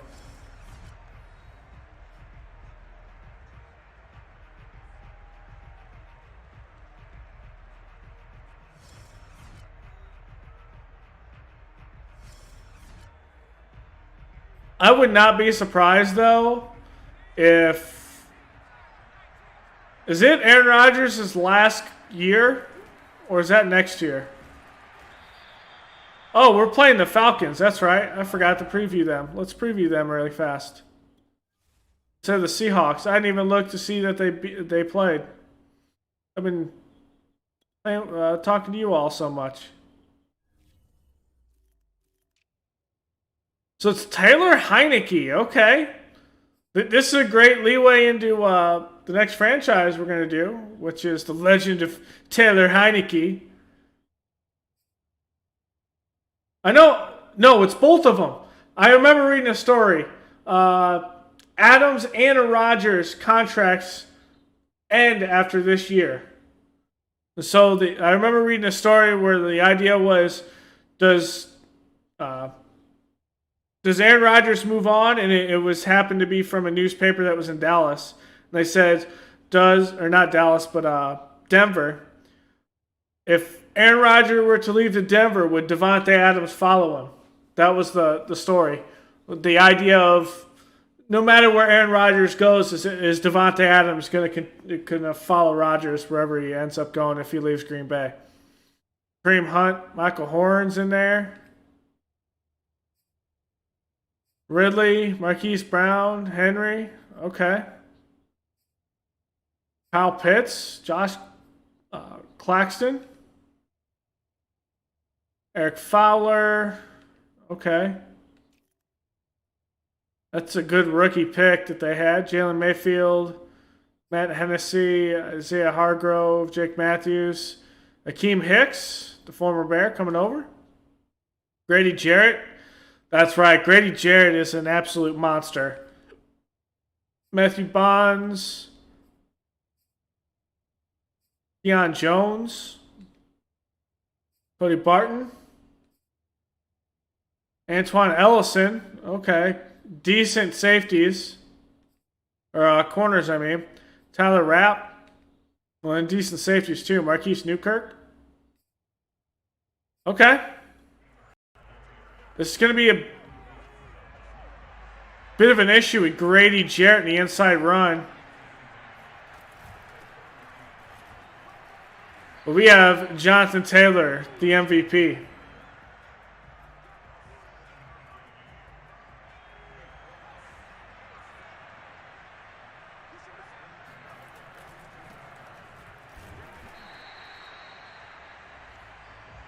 I would not be surprised if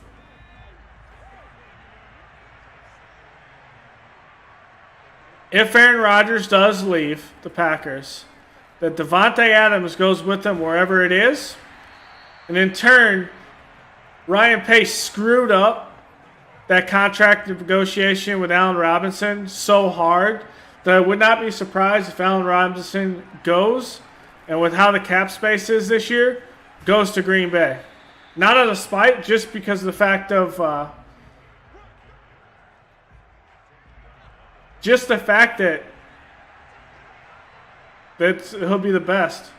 Yeah, I think this is probably Rodgers' last year in Green Bay. Not his last year in the NFL. I think he'll play for 2 or 3 years. But I think he'll end up going probably to Denver.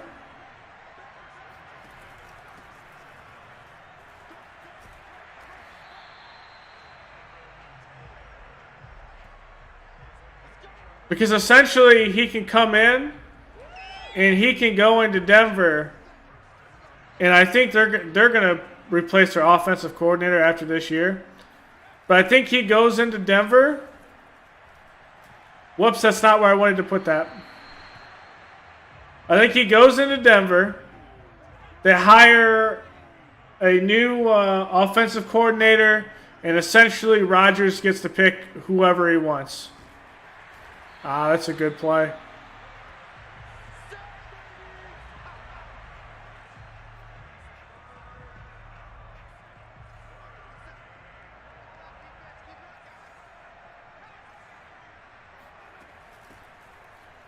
I was thinking he might have went to the 49ers as well.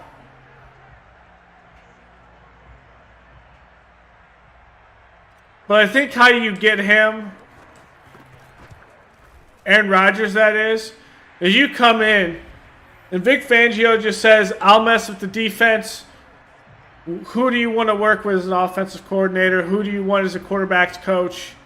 And he's literally let Aaron Rodgers pick whoever the hell he wants at that point. And I think that would be more aggressive, more beneficial for Rodgers and what he wants to do. I think that is probably the best thing to do,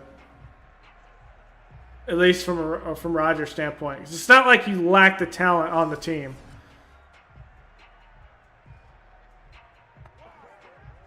You have some of the most sure-handed pass catchers in the league. It's just they're on a team that has bad quarterback play most of the time. And Rocky Sin has that one.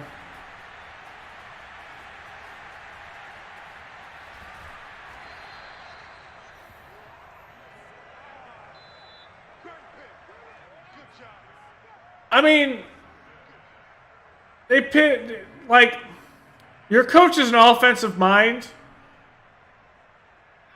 You haven't picked an offensive weapon in like 5 years.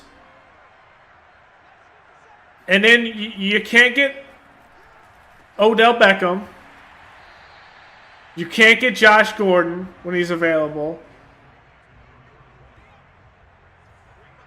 Like, you can't get the weapons for him to throw to.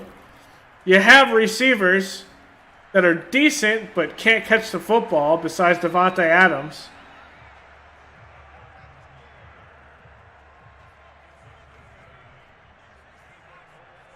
On the flip side, what do you have in Denver? Their biggest issue is maybe Well, can I get on the outside? Ah. Their issue is maybe... Oh, that's picked off. That was a bad throw by Ben Roethlisberger right there. This should have never been thrown. Now, also this. But I don't think this is as attractive. Big Ben is leaving Pittsburgh. After this season, Big Ben's probably gone. So is... They aren't bad, but when you consider the fact that you have... Who in Denver? Jerry Jeudy, Tim Patrick...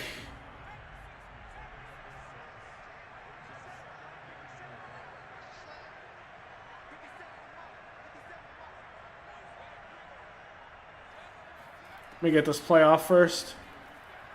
Now look. That's a good throw.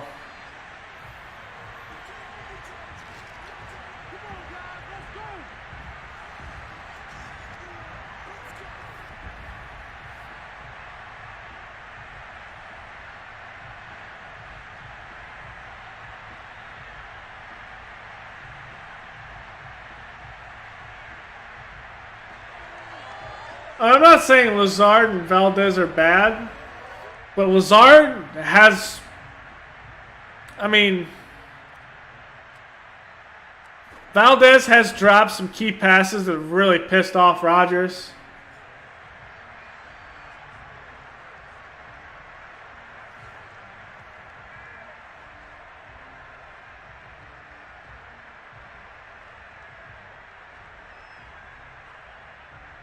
So yeah, you got Noah Fant there, you got Jerry Jeudy. Defensively, I think they're completely fine. They just need to put it all together, and so I think also the fact that the draft picks, early draft picks, are probably offensive weapons.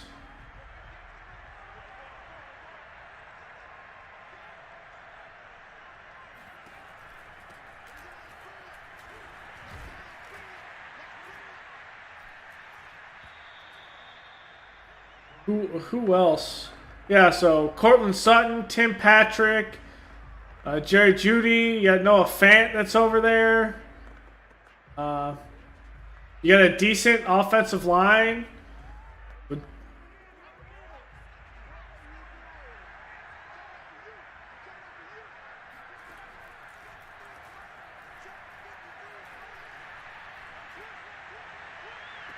Wow. He's just so much faster than everyone else.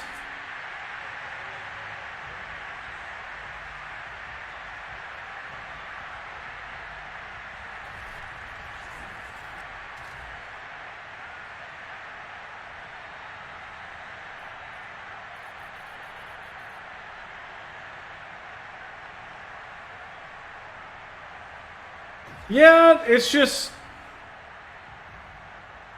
Justin Simmons is a safety, isn't he? Yeah.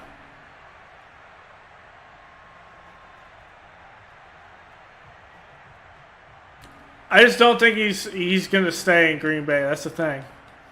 And then say if he does go to Denver, you have those three, and then what? If Devontae Adams follows him, then you got Devontae Adams, Jerry Jeudy, Tim Patrick, Noah Fant.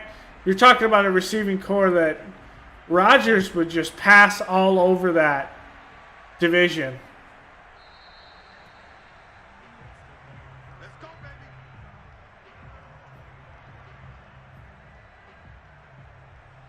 Also, though, it could be the same thing in with the Steelers if the Steelers make a change.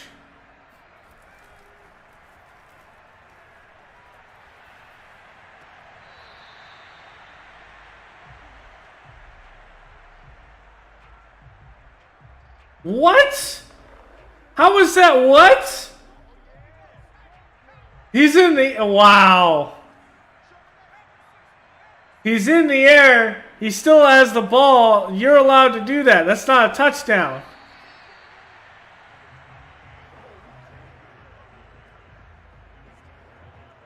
What? He doesn't have the football. Get out of here. That is a terrible call.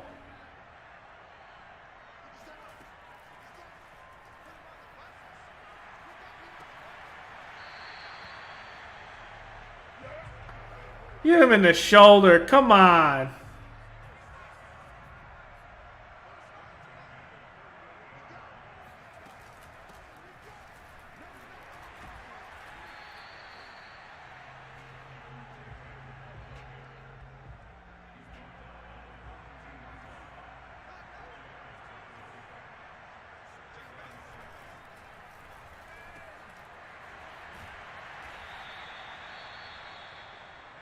That's it, baby. We gonna work.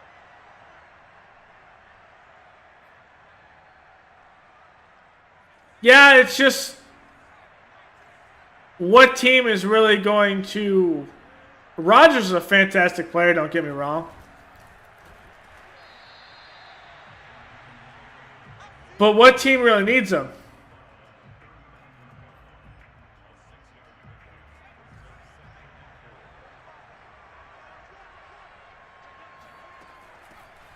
Those would be the teams that are actually attractive for Rodgers.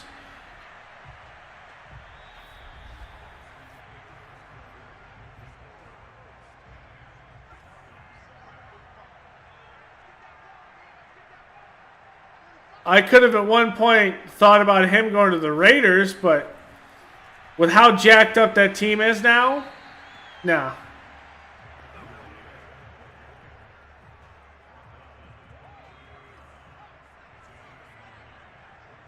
Like, there's no reason to put him for the Bears to go after him.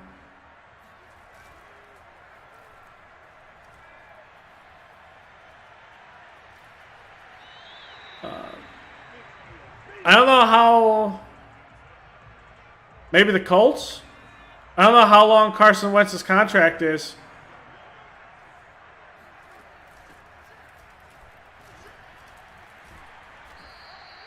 What I mean is, like, a team like Cincinnati, even though obviously Rodgers is better than Joe Burrow, Cincinnati just isn't going to go like after Aaron Rodgers. It just doesn't make sense.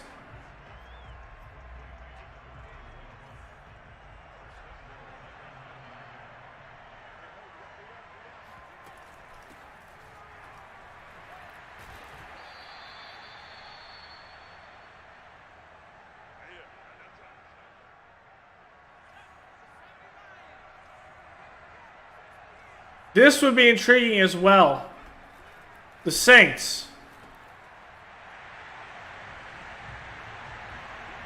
He'd be able to go into New Orleans, sling the ball around as much as he wants, because that's what they do, and sling the ball around, give it to Alvin Kamara, do a lot of screens, because that's what Sean Payton does a lot of, and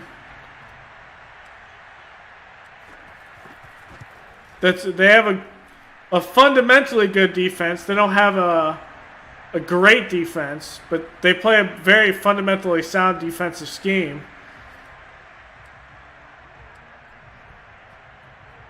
I just don't know how long Jameis Winston has like a 2-year contract, but he likely doesn't play until middle of next year. So I could definitely see them. One team he won't go to is the Falcons. That's for damn sure.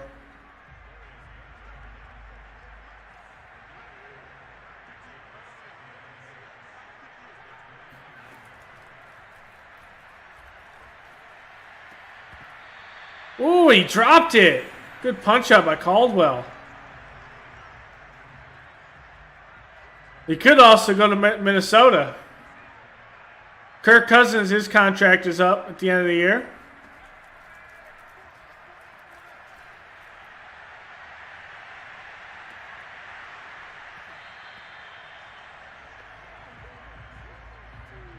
I think at this point, like last offseason, people had to, a lot of teams had to cut a lot of players because of the cap space.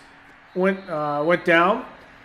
I think with it increasing and the majority of teams having tons of money now, I think we're going to see some weird signings.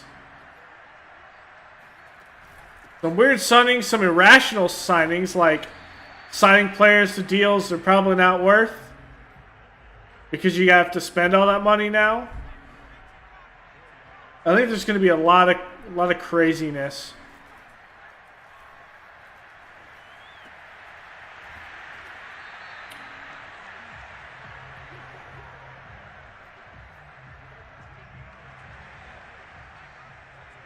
Biggest shock team this season, though?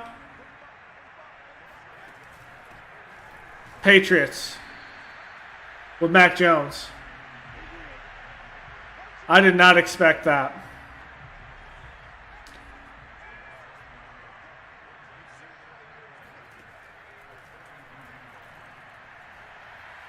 Jeez. He destroyed my right tackle there.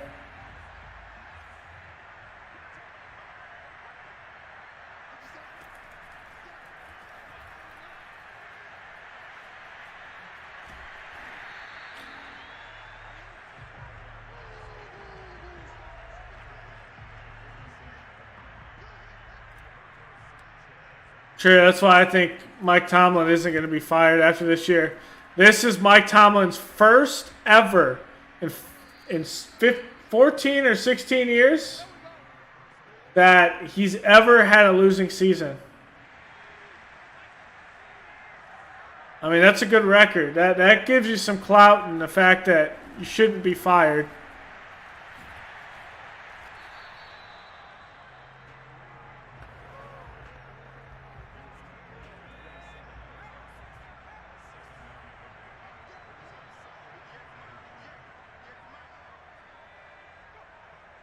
Wow, Najee Harris.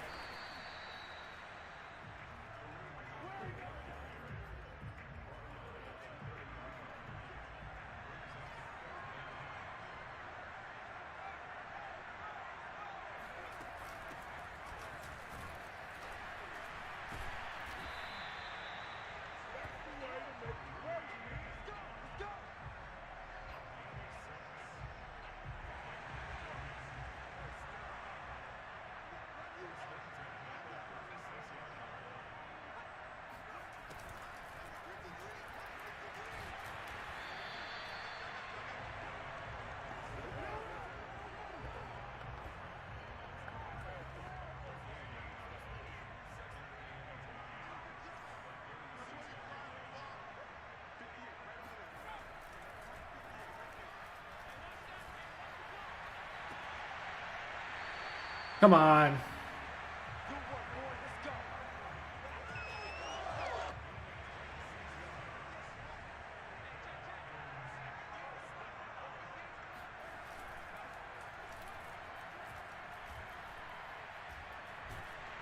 There is, what is that, Kwity Paye?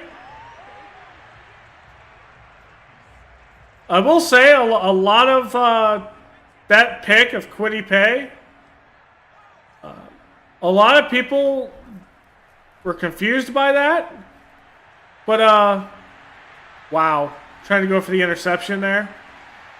I will say that he's played decently well this season.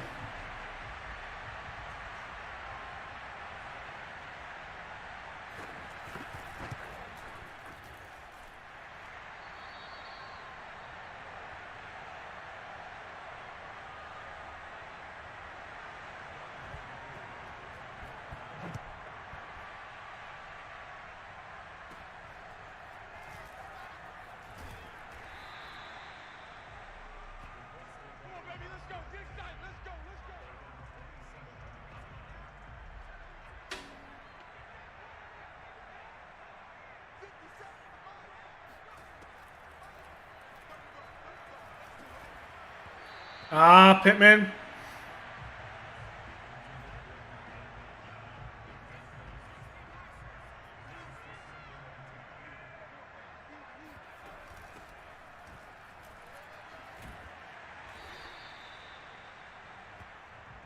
Oh yeah, you can't do that. Come on. Nice 57. 57's right. Hey, keep it up. Keep it up. Blitz right.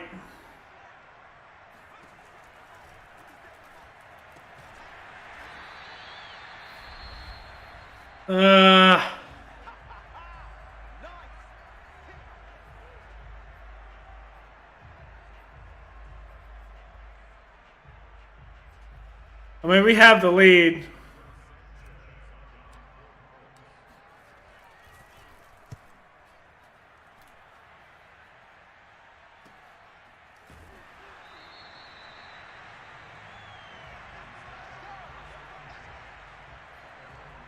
As for you asked me if Aaron Rodgers will get MVP.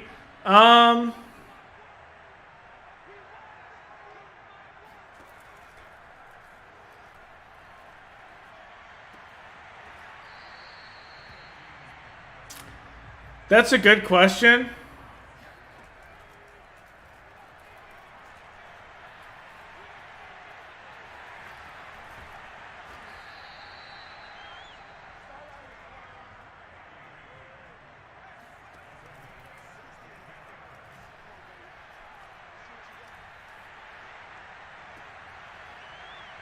Mike Edwards. That's Mike Edwards' ball.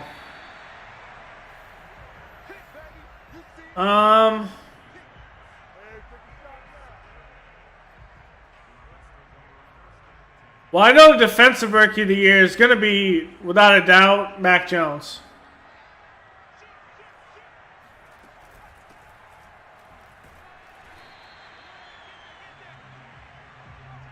As for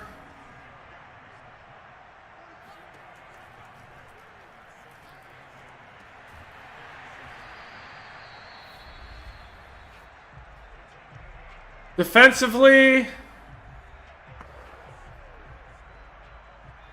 Stokes has played pretty well.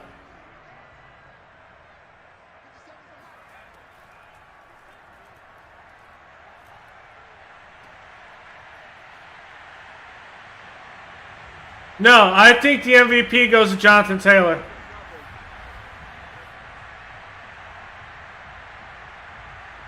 Fundamentally, I don't think there's anyone that's played better than Jonathan Taylor this season.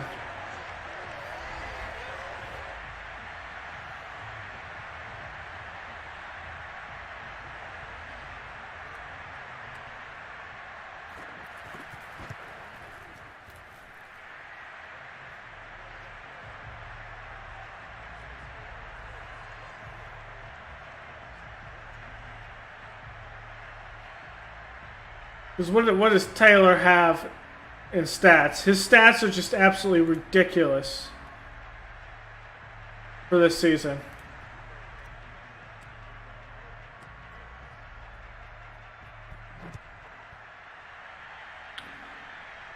For this season, Jonathan Taylor already has 1,300 yards.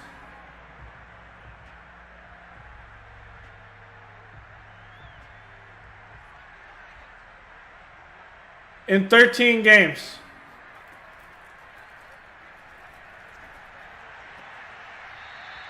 We could fundamentally see him break Adrian Peterson's rushing record this season.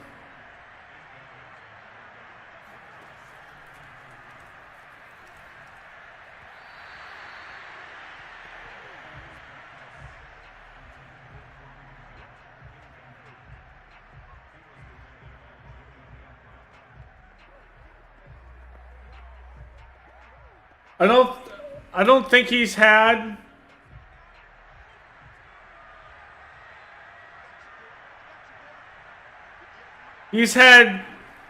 only two games this season, Jonathan Taylor, where he's had under 100 total yards from scrimmage.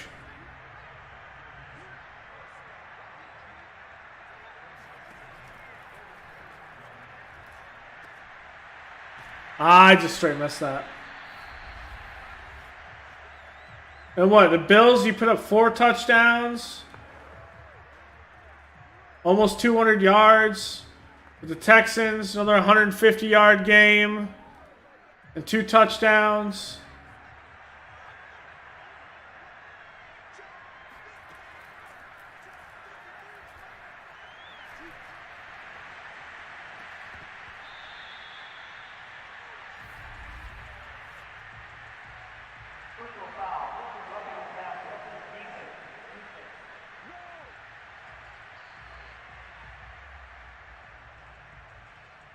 Automatic first down.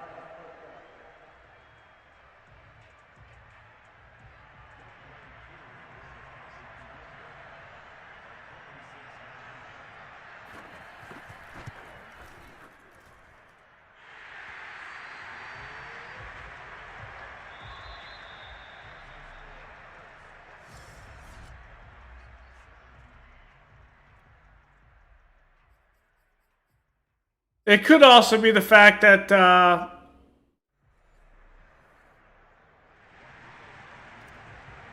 watching that in-season Hard Knocks with the Colts could throw off me being a little biased towards Jonathan Taylor, because it's been great. As for the best QB, probably Kyler Murray. I don't think anyone's playing better than Kyler Murray quarterback-wise.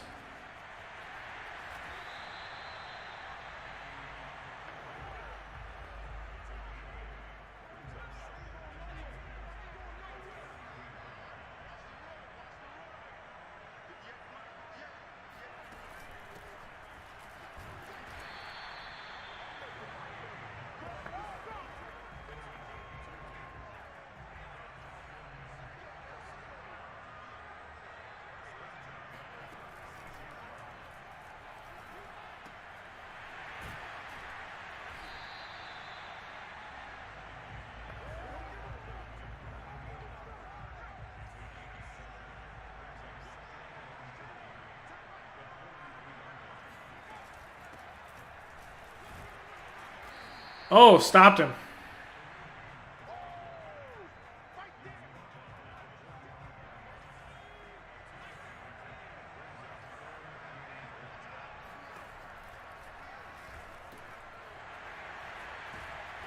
Come on, someone.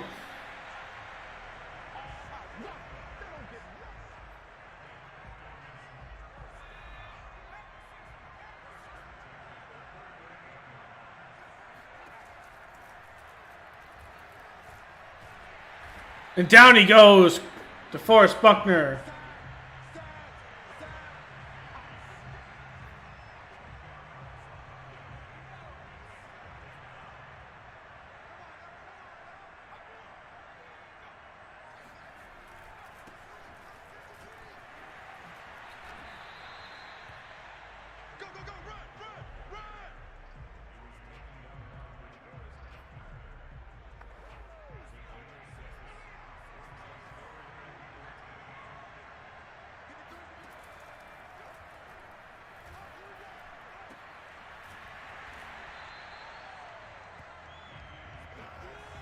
Well,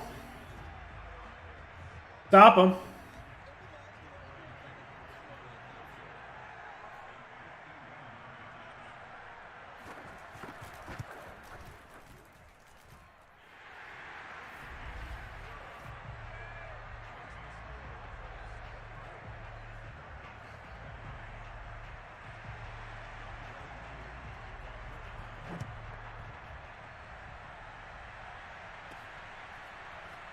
What a catch by Claypool.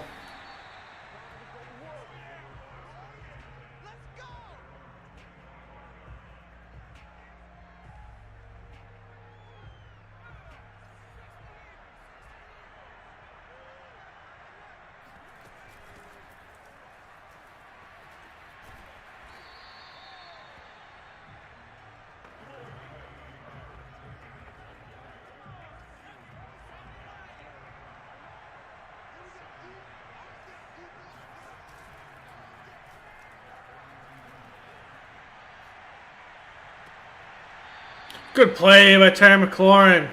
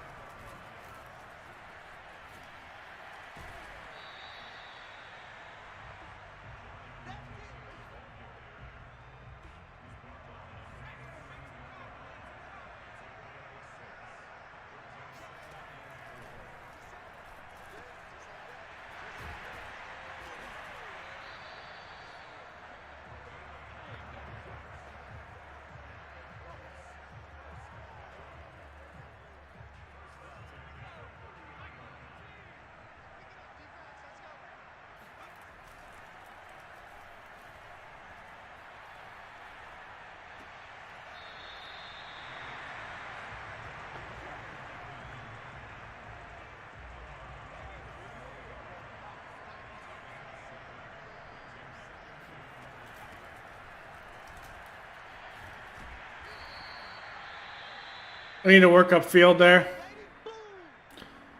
Okay, Dana Parham. Or Parham.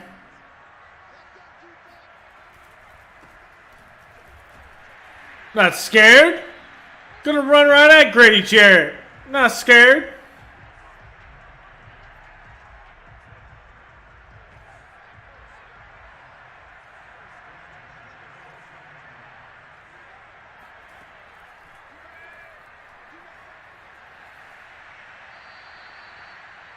I should have audibled out of that.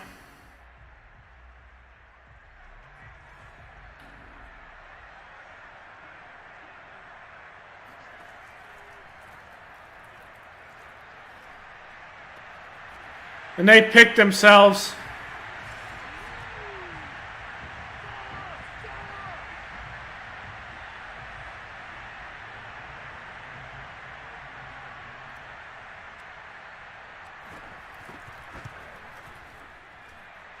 All right.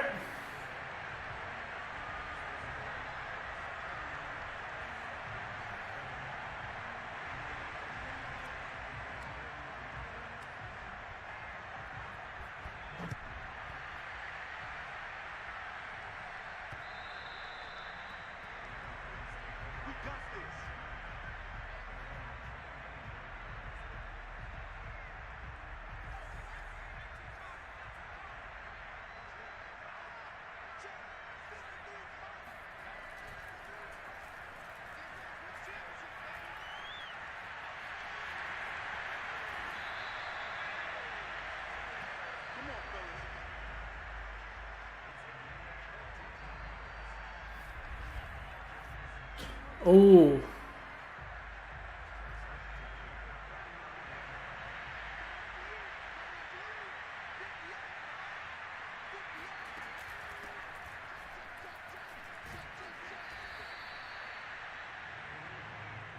Yep.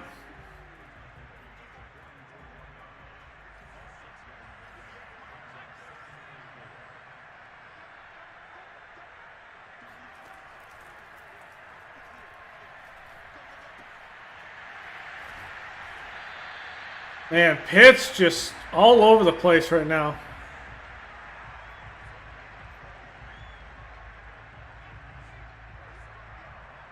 That would be pass interference on the defense.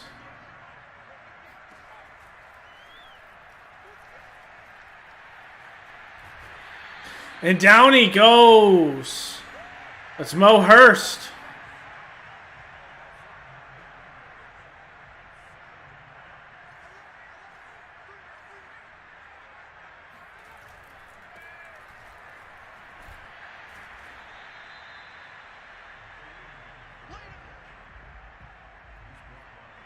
Oh, it's Nick Sirianni. Or no, it's Frank Reich. My bad. So Frank Reich trying to get some revenge on us after we fired him.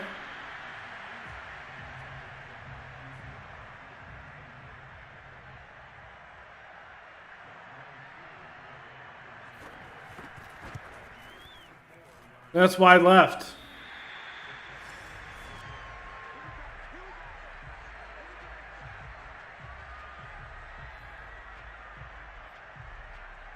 I think we have this.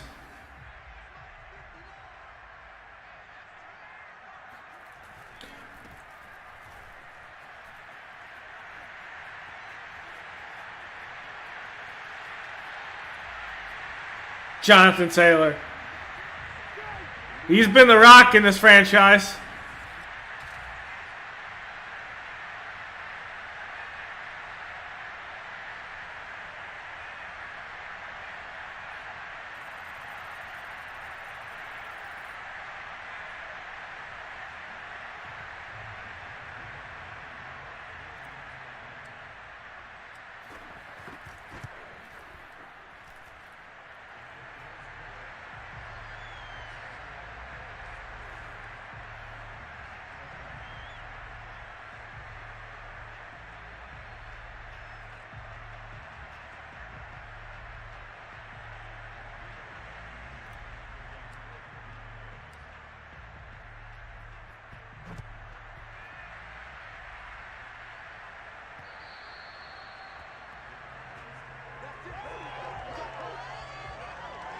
I did not expect this game to be like this, but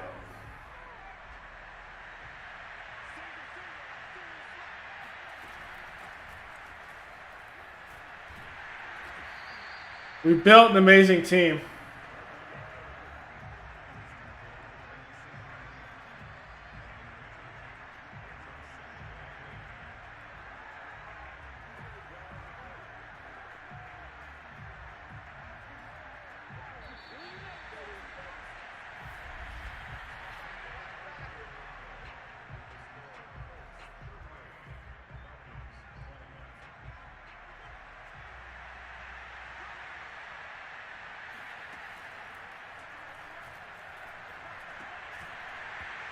And that's out of his hands! And Leonard, the maniac! Darius Leonard, let's go!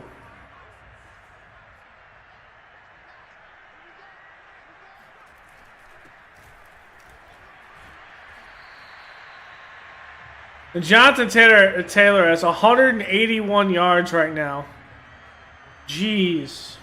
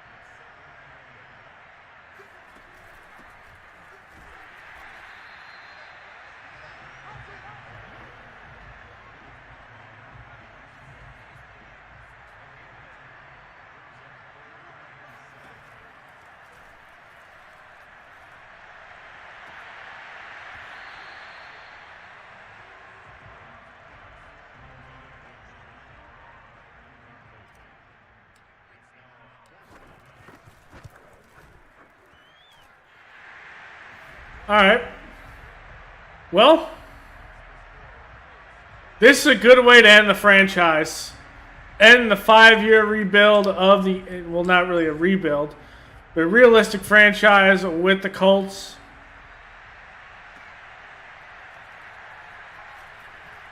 Well, as realistic as we can make it because, well, we drafted so well. We drafted the X Factor at corner, who's a superstar right now because we got too many X Factors on defense. But this is why Madden is still broken from a progression standpoint, and that is the only person that we have signed from free agency that was close to being an X Factor was Terry McLaurin. Otherwise, Harmon, drafted. Buckhalter, drafted. Caldwell, drafted. Darius Leonard, just re-signed him. Quiddy Pay, re-signed him. Forrest Buckner, re-signed. Jadeveon Clowney is a normal dev. He regressed down to normal dev.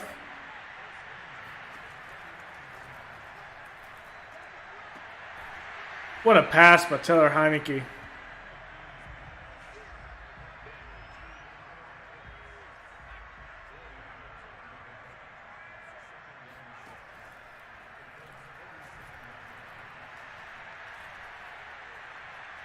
Caught up in the line.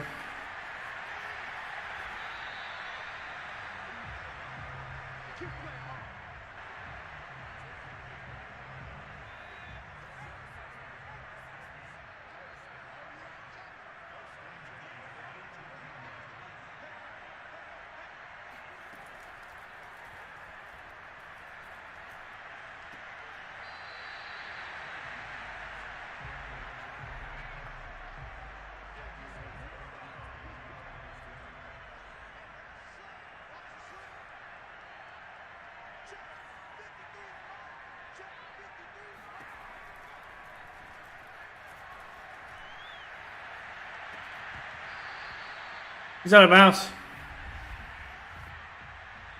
Illegal touching. Illegal full offense.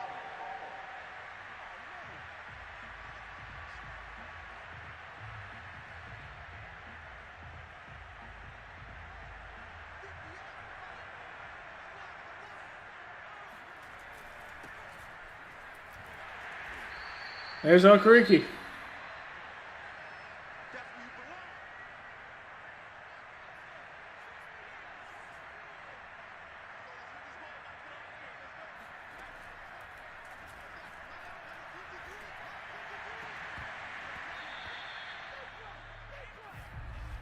The flag.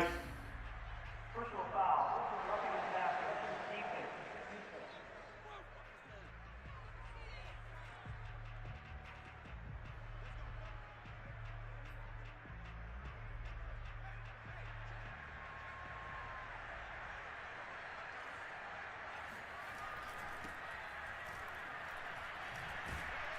Nope.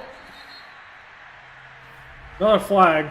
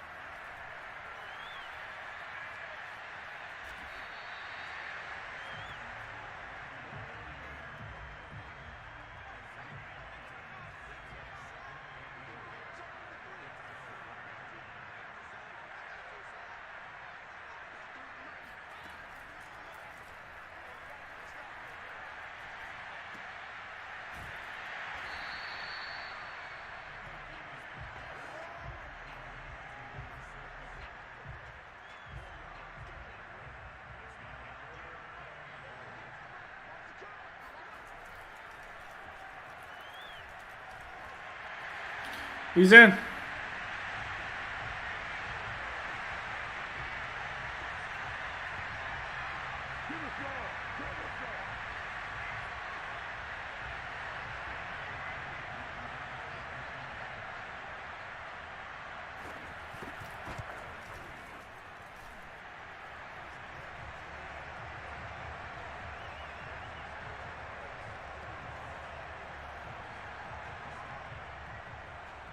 What a catch.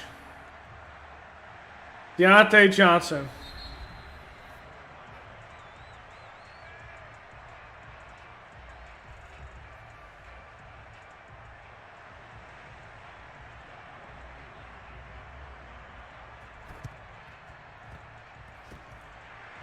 Oh my gosh, Taylor.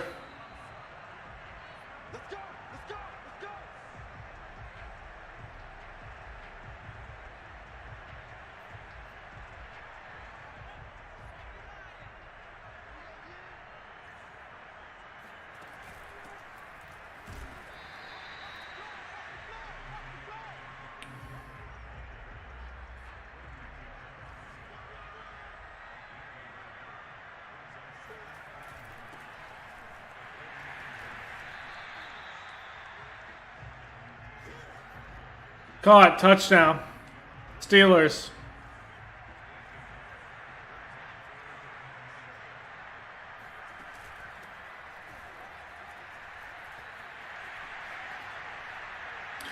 Jonathan Taylor, good run there. He's up over 200 yards.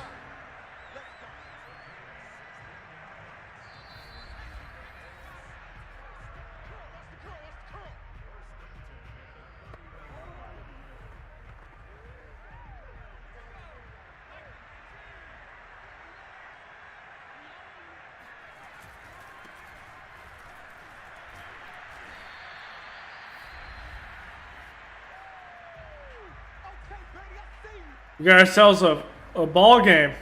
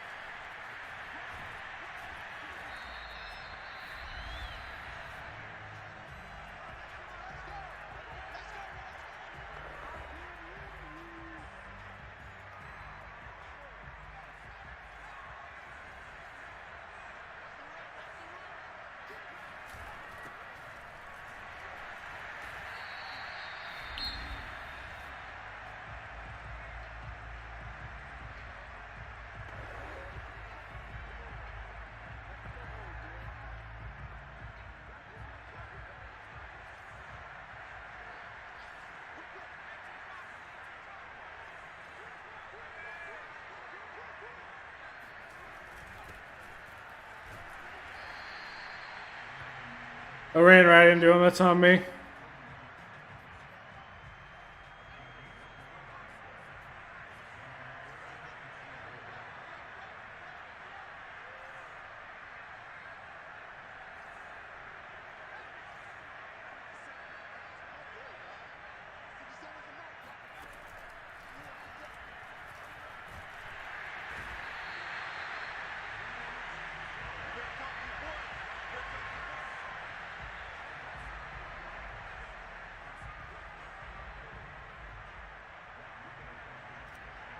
Just kick the field goal.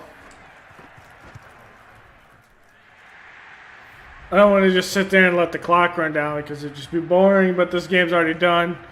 And the fact that it's a Super Bowl, if someone gets injured, it doesn't really matter. There's no such thing as career-ending injuries. Like MLB The Show kind of has.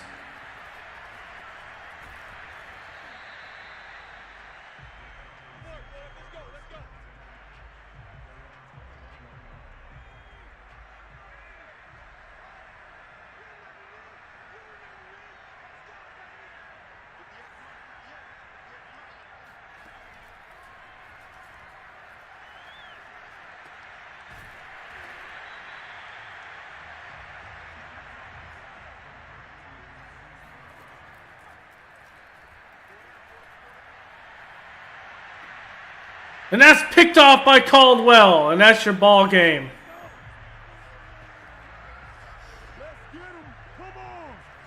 There it is. The magical 5th season ends with a Super Bowl victory.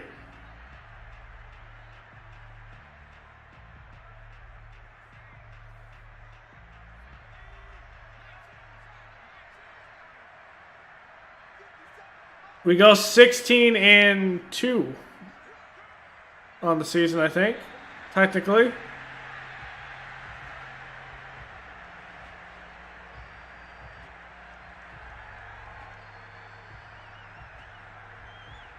No, we go 18-2 for the Super Bowl win.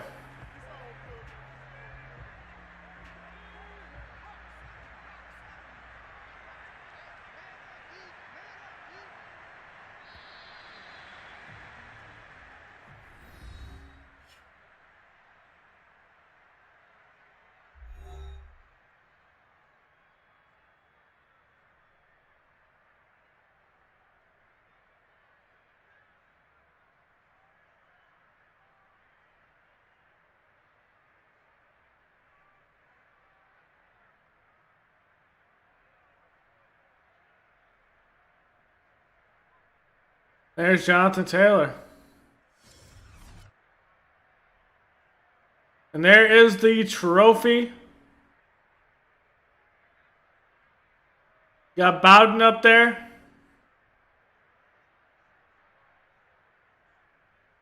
Lance Harmon holding the Super Bowl trophy. And we bring one to Indy.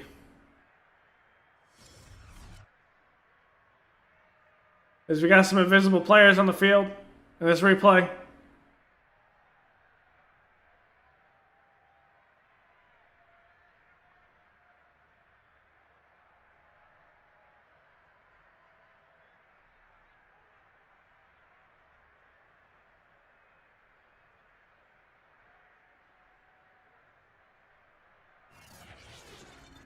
That was 100% a push off, man.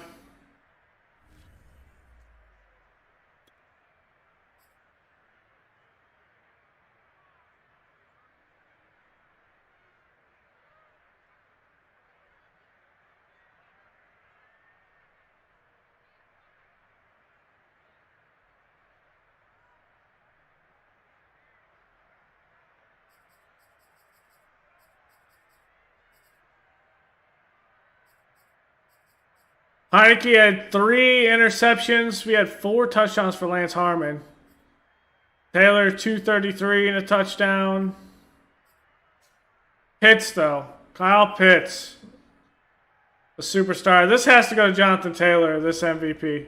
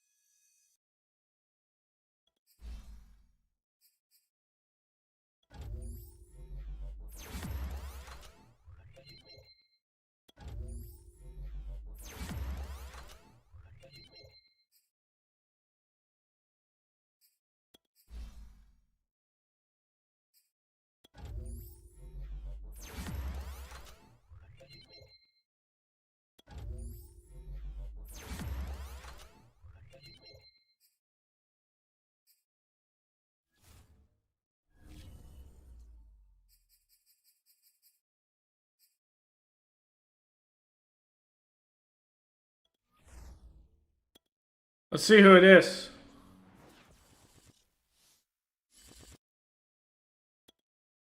In 2025, Jonathan Taylor is the MVP.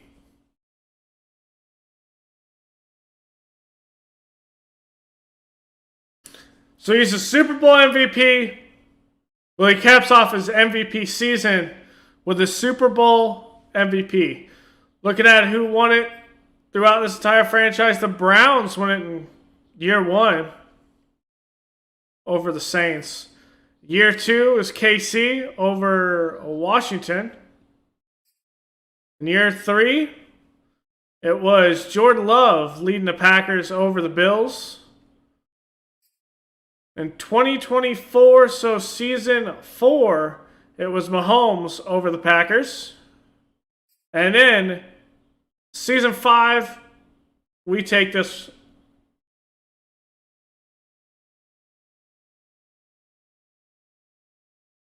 That's a good one. So I'm going to save this one.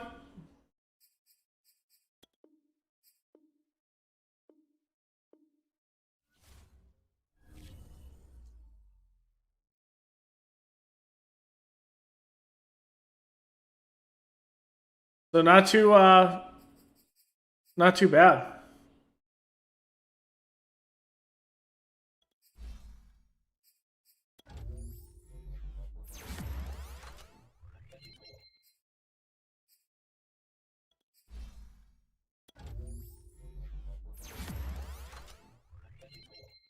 I want to see how jacked this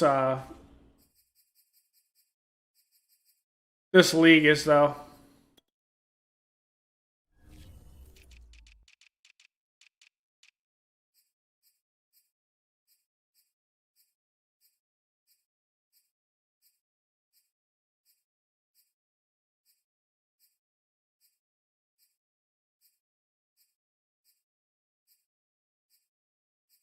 $18 players that are 99 overall.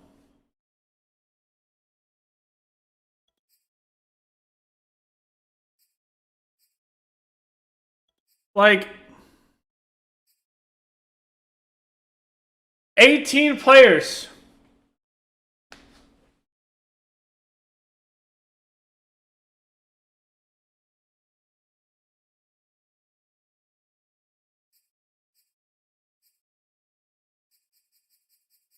That is silly.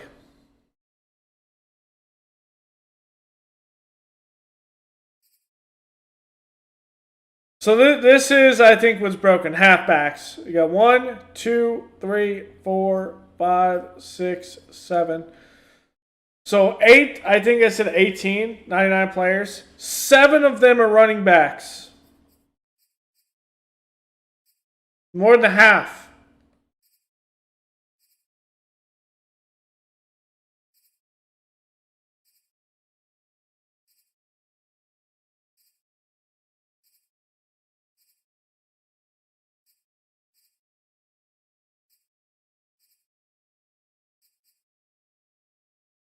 I don't know. It's the progression system needs to be completely overhauled. X factors are broken.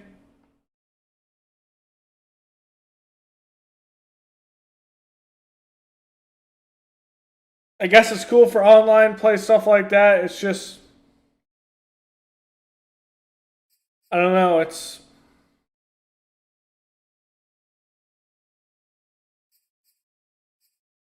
look at stats.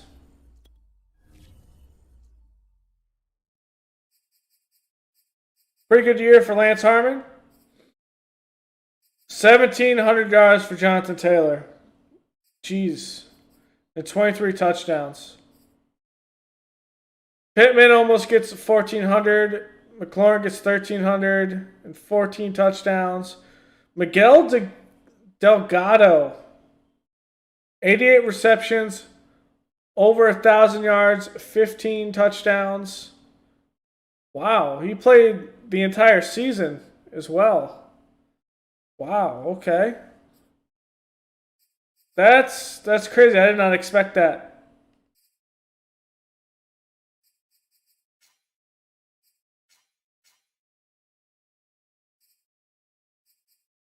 Darius Leonard, 121 tackles. Tackles for loss went to DeForest Buckner. 21 sacks for Buckner, 15 for Kwity Paye, 15 and a half, and 15 for Jadeveon Clowney. Okay. Interceptions, 5 for Blackman, 4 for Caldwell. Rocky Sin has 4. Wow. That's crazy. And how does this add up to the rest of the league? And I only played maybe like 4 or 5 games. The rest of them are sim. Jesus.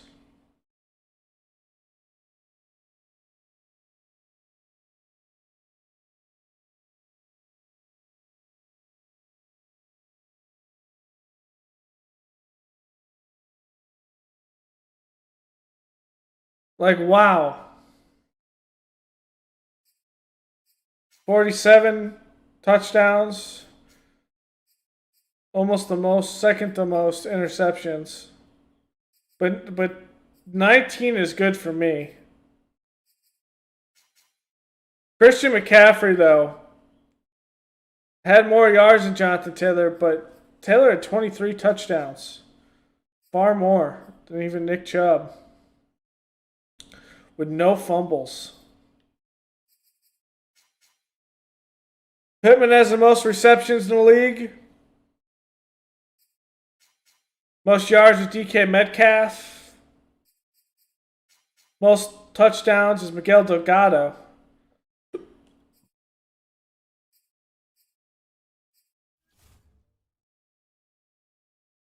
And he went to Star Dev.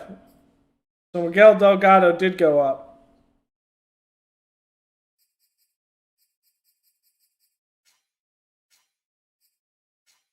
Longest, Christian McCaffrey, the 94-yard. Devin Duvernay. Most sacks given up, it's Zach Keenan.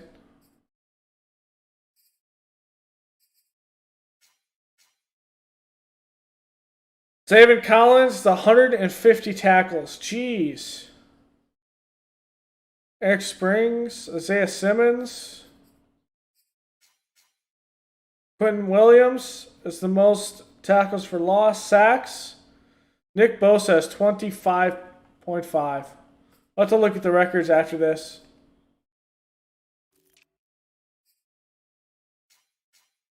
Interceptions, Marlon Humphrey had 7.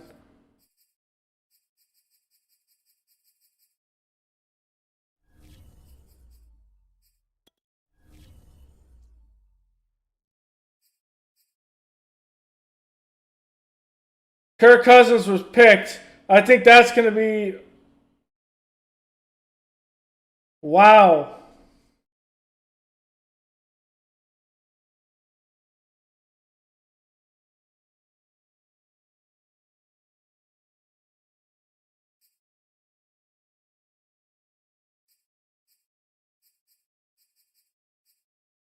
Jared Goff in 2019 had this. Okay.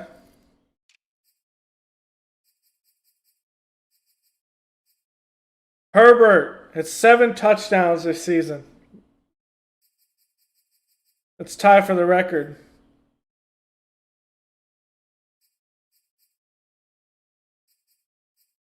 Wow, Dereck Henry? That's probably against us, actually. And Jonathan Taylor.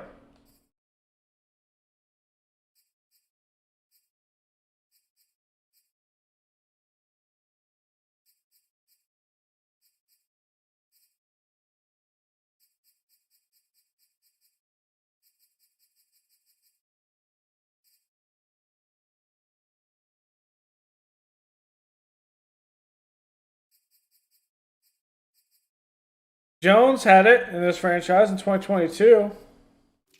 Does that tie the record or break it? That ties the record.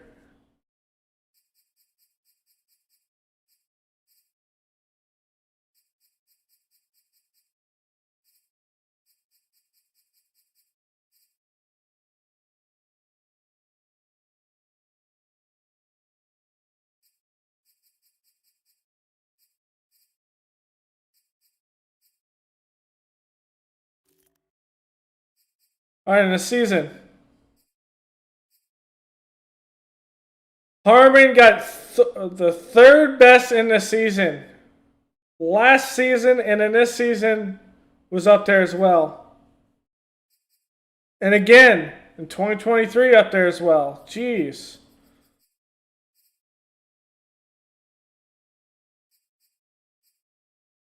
Mahomes had 51 in season 1.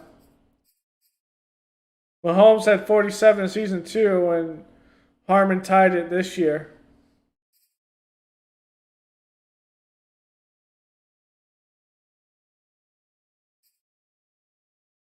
Wow. In year 4, Dereck Henry went for 2,100 yards. Year 1, Nick Chubb went for 2,153. Dereck Henry, Alvin Kamara, Zeke in year 1 had 28 rushing touchdowns. Nick Chubb in year and 1 had 27. Year 2, Nick Chubb had 26. Josh Jacobs in year 4 at 24. Mixon in year 2 at 23. Receiving yards.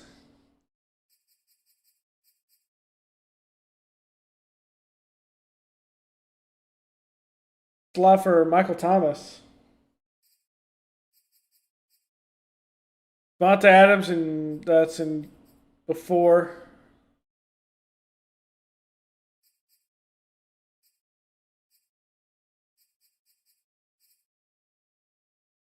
Aaron Donald in year 1 at 26.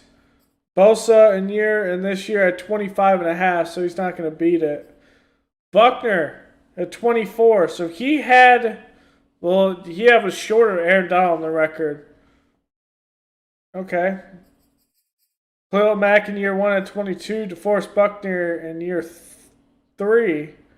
4 at 22. Buckner's been very productive for us. Defensive interceptions.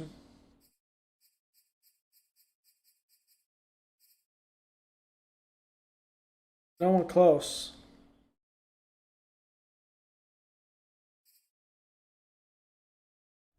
All right.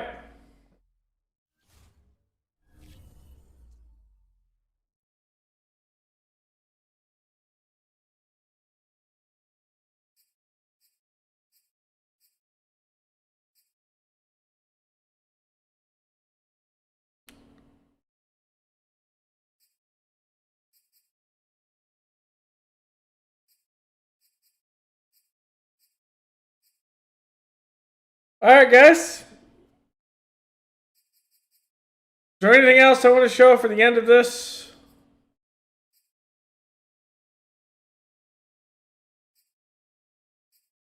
I don't think so. Let's see.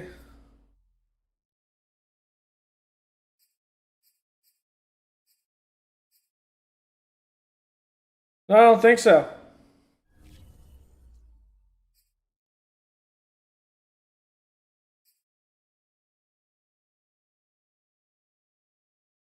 Oh, yeah, that's holding. By a mile.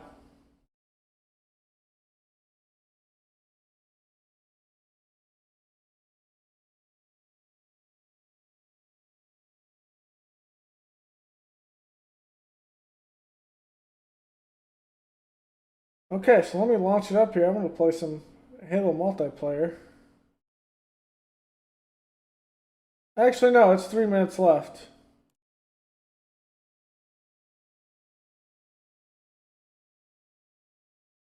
Let's just, let's go through the offseason just to see who is, like, out here. Just to see the potential. And also the mock draft. In case anyone's curious.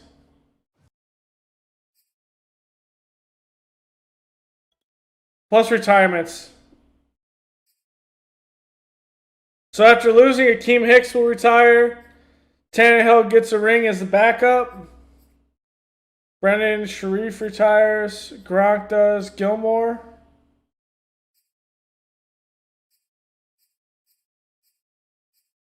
David Bakhtiari retires. Cody Whitehair, Andrew Norwell. Nothing crazy.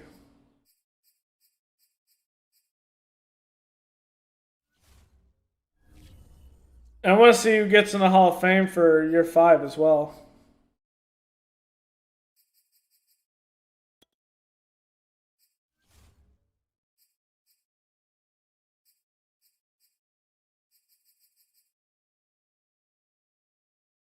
Why do they always want us to take a running back? I got 2 of the best running backs in the league. That's so weird.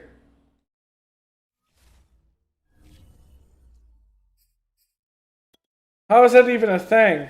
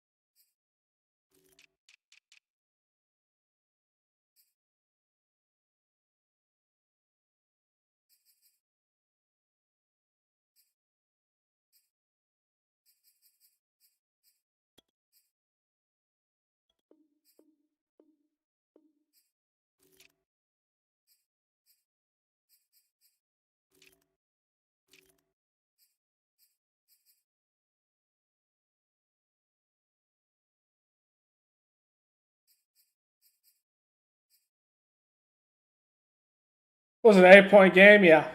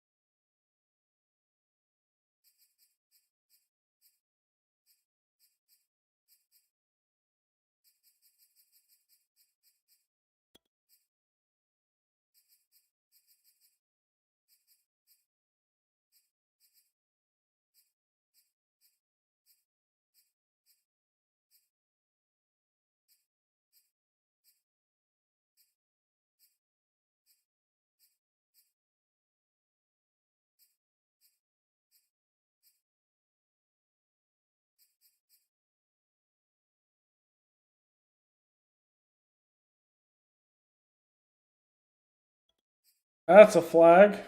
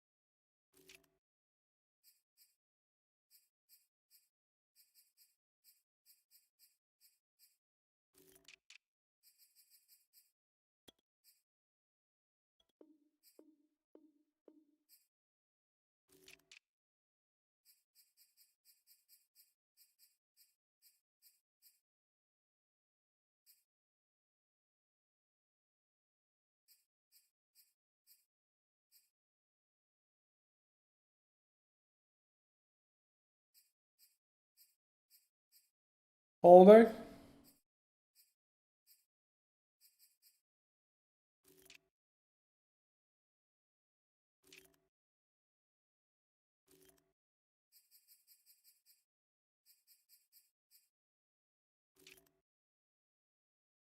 Illegal blocking back is close enough.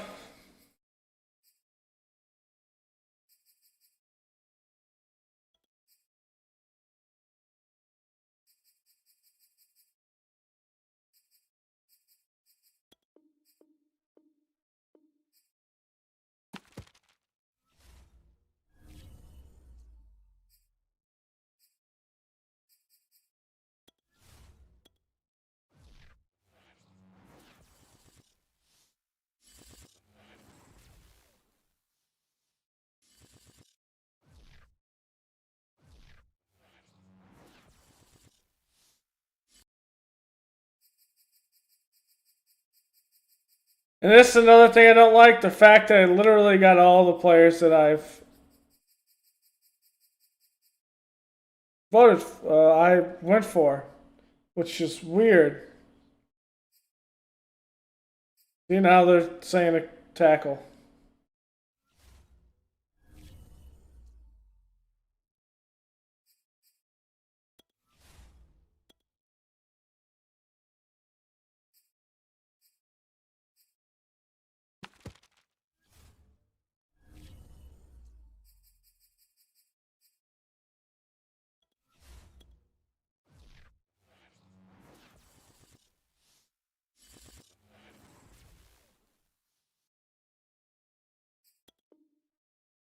Also, if you didn't know, if you don't scout one position, this section is bugged. It may still be bugged.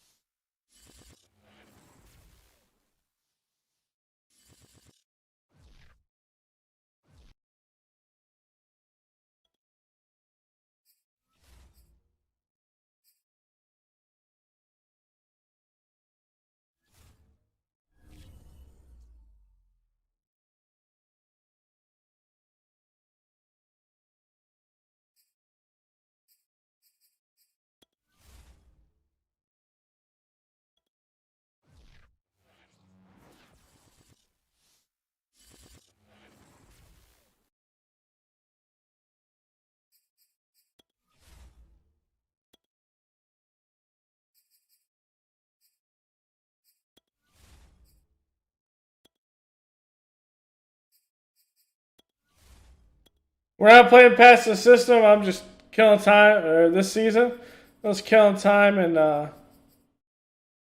because there's not that much.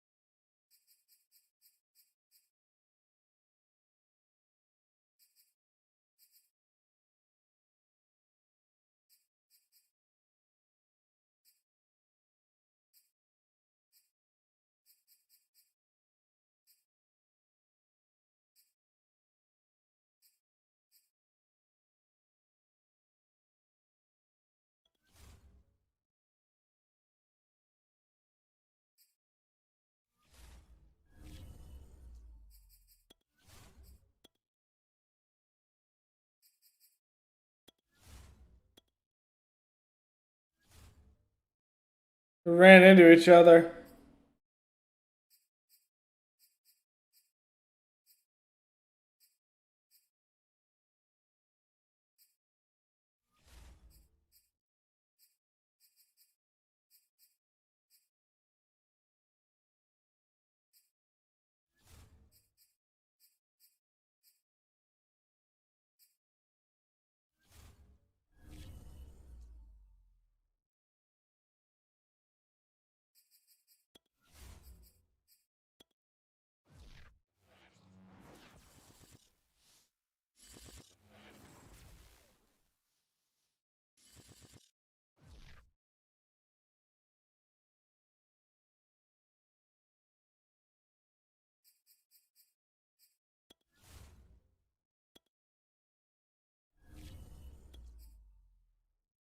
Not even looking at this, and I drafted a stud. That's funny.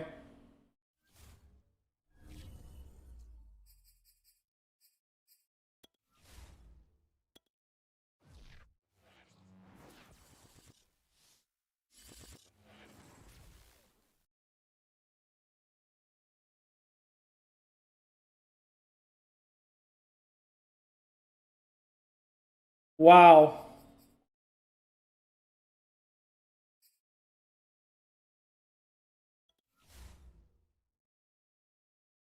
Oh, so there's no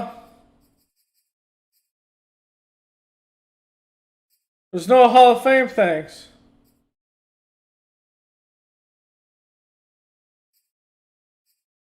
Okay.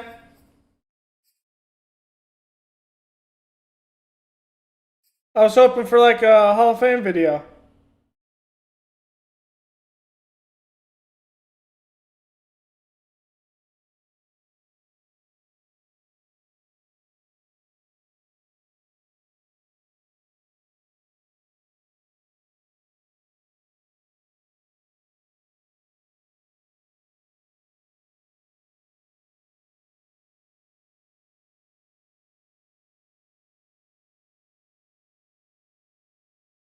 That's a good play by Harrison Smith.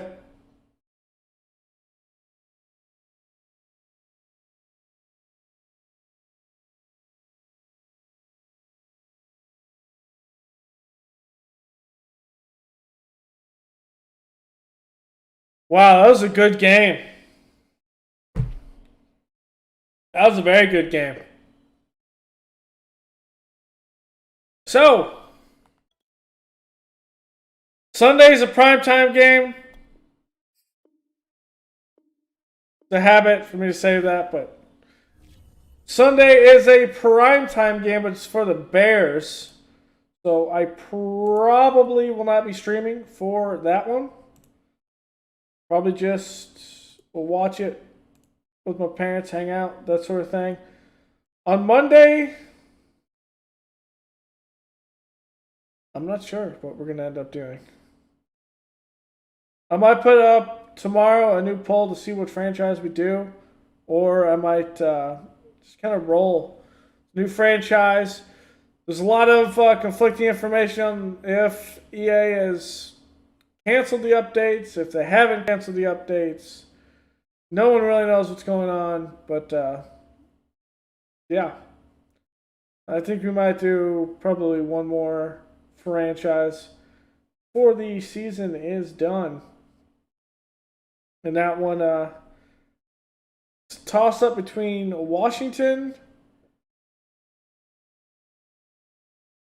because I want to play with Taylor Heineke, which I think that would be a cool storyline, where the legend of Taylor Heineke and trying to get Washington to a playoff. Maybe that'll be our wacky franchise. We'll let any team move.